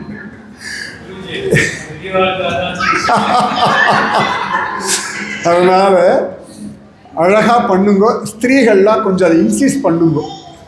நீங்கள் சொன்னேன்னா பண்ணிடுவா. அப்போ ஒரு எக்ஸ்ட்ரா இட்லி, ஒரு கப் காஃபி எக்ஸ்ட்ரா கிடைக்கும்னு சொல்லுங்க. சந்தியாவந்தனம் பண்ணேன்னா காஃபி வரும்னு சொல்லுங்க. தானாக பண்ணிடுவா. அவ்வளோதான். ஏன்னா ரொம்ப அவசியம். அந்த ஒரு தகுதி கிடச்சிருக்குல்ல, இவ்வளோ நாள் பண்ணலாம். அட்லீஸ்ட் இப்போ ஆரம்பிக்கலாம். அட்லீஸ்ட் 10 காயத்ரி. அதாவது ஆசௌச்ச காலத்தில் கூட காயத்ரி ஒரு 10ஆவது ஜபிக்கணும்னு சாஸ்திரம் சொல்கிறோம். ஸ்கந்த புராணம், தேவி பாகவதத்துலலாம் சந்தியாவந்தனத்தினுடைய மகாத்மியம், அந்த ஸ்லோக மகாத்மியம் கொட்டி கிடக்கிறது. காயத்ரிக்கு ஒரு சகஸ்ரநாமம் இருக்குது. தேவி பாகவத்தில் காயத்ரி சகஸ்ரநாமன்றத பத்ரிநாதன் நாரதருக்கு சொல்கிறாரு இருக்கு. அத்தனை சிரேஷ்டம். வேதவியாசர் சரஸ்வதி நதி தீரத்தில் நித்தியம் சந்தியாவந்தனம் பண்ணிட்டு இருந்தார். அதன் பிறகுதான் பாகவதம் எழுதினார்னு காண கிடைக்கும். அவ்வளோ பெரிய அனுஷ்டானத்துக்கான ஒரு பலம் அது. ஏன்னா வயசாக வயசாக மனசு அலபாயும் இல்லையா, அந்த மனசை அப்படி ஃபோக்கஸ்டாக கொண்டு வரதுக்கு ஈஸியஸ்ட் ஆப்ஷன் காயத்ரி. ஒன்றும் தலை கெட்டு போயிடாது, ஒன்றும் கெட்டு போயிடாது. அழகாக உட்காந்துட்டு ஒரு 28ன்னு ஆரம்பிங்க. காத்தால மத்தியானம், காத்தால சாயங்காலம் ஒரு வேளை ஆரம்பிங்க. அதில் பிராணாயாமம் இருக்குது. அந்த ஸ்லோகங்கள், அந்த மந்திரங்கள், அந்த சிலபல்ஸ் எல்லாமே அவ்வளோ பியூட்டிஃபுல்லாக அமைச்சு வச்சுருக்காங்க. ஜஸ்ட் நாம் சொன்னால் போதும், அவ்வளோ சிரேஷ்டம். ராமானுஜர், சங்கரர், மத்வர், சைதன்ய மகாபிரபு அவ்வளோ பெரியவா ஜபிச்ச மந்திரங்கள், ராமனும் கிருஷ்ணனும் பண்ண விஷயங்கள் நமக்கு பண்ணுறதுக்கு ஒரு ஆப்பர்ச்சுனிட்டி கிடச்சிருக்கு இல்லையா? So utilise the opportunity. அது வம்சத்துக்கே நல்லது பண்ணும், குடும்பத்துக்கு அவ்வளோ நல்லது பண்ணும், உங்களுக்கு அவ்வளோ நல்லது பண்ணும். அப்புறம் இதுக்கு பண்ணிக்கலாமே, ஈஸி தானே. ஒன்றும் ரொம்ப நேரம் நான் போகிறது கிடையாது, 10 நிமிஷம். ஸோ டூ இட், சின்சியராக பண்ணுவோம். ஸ்திரீகள்லாம் என்னடாண்ணா இவாளை பண்ண வச்சனாலே உங்களுக்கு அந்த புண்ணியம் வந்து அவ்வளோதான். இவாளுக்கு பின்னாடி இருந்து நீங்கள் அப்படியே சொல்லிகிட்டே இருந்ததுனால அந்த புண்ணியம் உங்களுக்கு வந்து சேரும். அதனால் நமக்கு ஒரு பெரிய பாக்கியம். இப்படி இந்த யூஸ்வலாக நான் இந்த மாதிரி ஃபங்க்ஷனில் ஒத்துக்கிறதே கிடையாது. ரொம்ப வருஷம் கழிச்சு ஒத்துட்டுருந்தேன். அது அவள் கேட்டது, அந்த கேட்ட முறை ஒரு நம்பிக்கை இருந்தது. சரி எல்லோரும் உட்காந்து கேட்பான்னு ஒரு பயம். ஏன்னா நான் பாட்டுக்கு பேசிகிட்டு இருப்பேன், அவள் காஃபி குடிச்சிட்டு இருப்பாள். என்னப்பா எனக்கு முக்கால்வாசி இந்த ரிசப்ஷனில் கச்சேரி பண்ணுறவளை பார்த்தாலே பாவமாக இருக்கும். அவள் பாட்டுக்கு பாடிட்டு இருப்பா, எல்லோரும் பேசிகிட்டு இருப்பா. ஒரு 5 பேர் ஏதோ டைம் பாஸ், அங்கே கூட்டம் குறைஞ்சிட்டு தான் பாரு, ரைட், அது வரைக்கும் தலையாட்டிட்டு இருப்பா, சும்மா தட்டின்னு இருப்போம், அவ்வளோதான். அதனால் உபன்யாசம் ஒத்துக்கிறதே கிடையாது. ஆனால் அந்த ஸ்ரத்தை பகவத் சங்கல் பகவான் சரி ஒத்துக்கோன்னா அதனால் ஒத்துட்டேன். ரொம்ப வருஷங்கள் கழித்து நான் ஒரு ஃபங்க்ஷனில் உபன்யாசம் பண்ணுறேன்னா இந்த குழந்தையினுடைய உபநயன ஃபங்க்ஷனில் தான் பண்ணுறேன். ரொம்ப சந்தோஷம். இவ்வளோ அழகாக சமத்தாக உட்காந்து கேட்டல, யாரும் அங்கங்கே போகாமல், எந்த வேலையும் பார்க்காம, காஃபி டீ எல்லாம் இல்லாமல் ரொம்ப சந்தோஷம். அந்த குழந்தைய அழகாக நாட்டியம் ஆடி நான் இன்றைக்கி அவளுக்கு போட்டது அயோத்தியாலேருந்து வந்த ஷால். அயோத்தியாவில் நான் அயோத்தியா ராவணை சேவிக்க போகும்பொழுது எனக்கு கொடுத்த ஷால் தான் இன்றைக்கி அந்த குழந்தைக்கு பிரசாதமாக கொடுத்தது. அதனால் எல்லாருக்கும் அந்த ஆசீர்வாதம். நிறைய நாமஜபம் பண்ணுங்கோ. நம்ம பெரியவாள்லாம் வழிகாட்டிட்டு போயிருக்கா. ஃபஸ்ட் கிளாஸாக பகவன் நாமத்தை சொல்லிட்டு உங்கள் கடமைகளை பண்ணிட்டு ஜாலியாக இருங்கோ. சனாதன தர்மம் நன்னா தான் இருந்தது, நன்னா தான் இருக்கும், நன்னா தான் இருக்க போகிறது. கவலையே வேண்டாம்.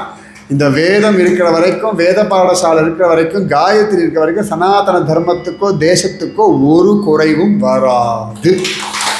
ஃபஸ்ட் கிளாஸாக பல்லாண்டு பல்லாண்டு பல்லாயிரத்தாண்டு பல கோடி நூறாயிரம் மல்லாண்ட தின்தோள் மணிவண்ணா உன் சேவடி செவ்வி திருக்காப்பு அடியோமோடும் நின்னோடும் பிரிவின்றி 1000 பல்லாண்டு வடிவாய் நின்வளமார்பினில் வாழ்கின்ற மங்கையும் பல்லாண்டு வடிவா சோதி வளத்துறையும் சுடர் ஆழியும் பல்லாண்டு படைபோர் புக்கு முழங்கும் அப்பாஞ்ச சந்நியமும் பல்லாண்டு. சர்வத்திர கோவிந்தநாம சங்கீர்த்தனம் கோவிந்தா கோவிந்தா. ஜெய் ஜானகி காந்த ஸ்மரணம் ஜெய் ஜெய் ராம ராமா. கோபிகா ஜீவனஸ்மரணம் கோவிந்தா கோவிந்தா. ஆழ்வார் திருவடிகளே சரணம், ஆண்டாள் திருவடிகளே சரணம், எம்பெருமானார் திருவடிகளே சரணம். சர்வம் குரு அர்ப்பணம். லோகா சமஸ்தா சுகினோ பவந்து. லோகா சமஸ்தா சுகினோ பவந்து. லோகா சமஸ்தா சுகினோ பவந்து. ஓம் சாந்தி சாந்தி சாந்தி. ராதே கிருஷ்ணா ராதே கிருஷ்ணா. இந்த குழந்தைய வர சொல்லுங்க.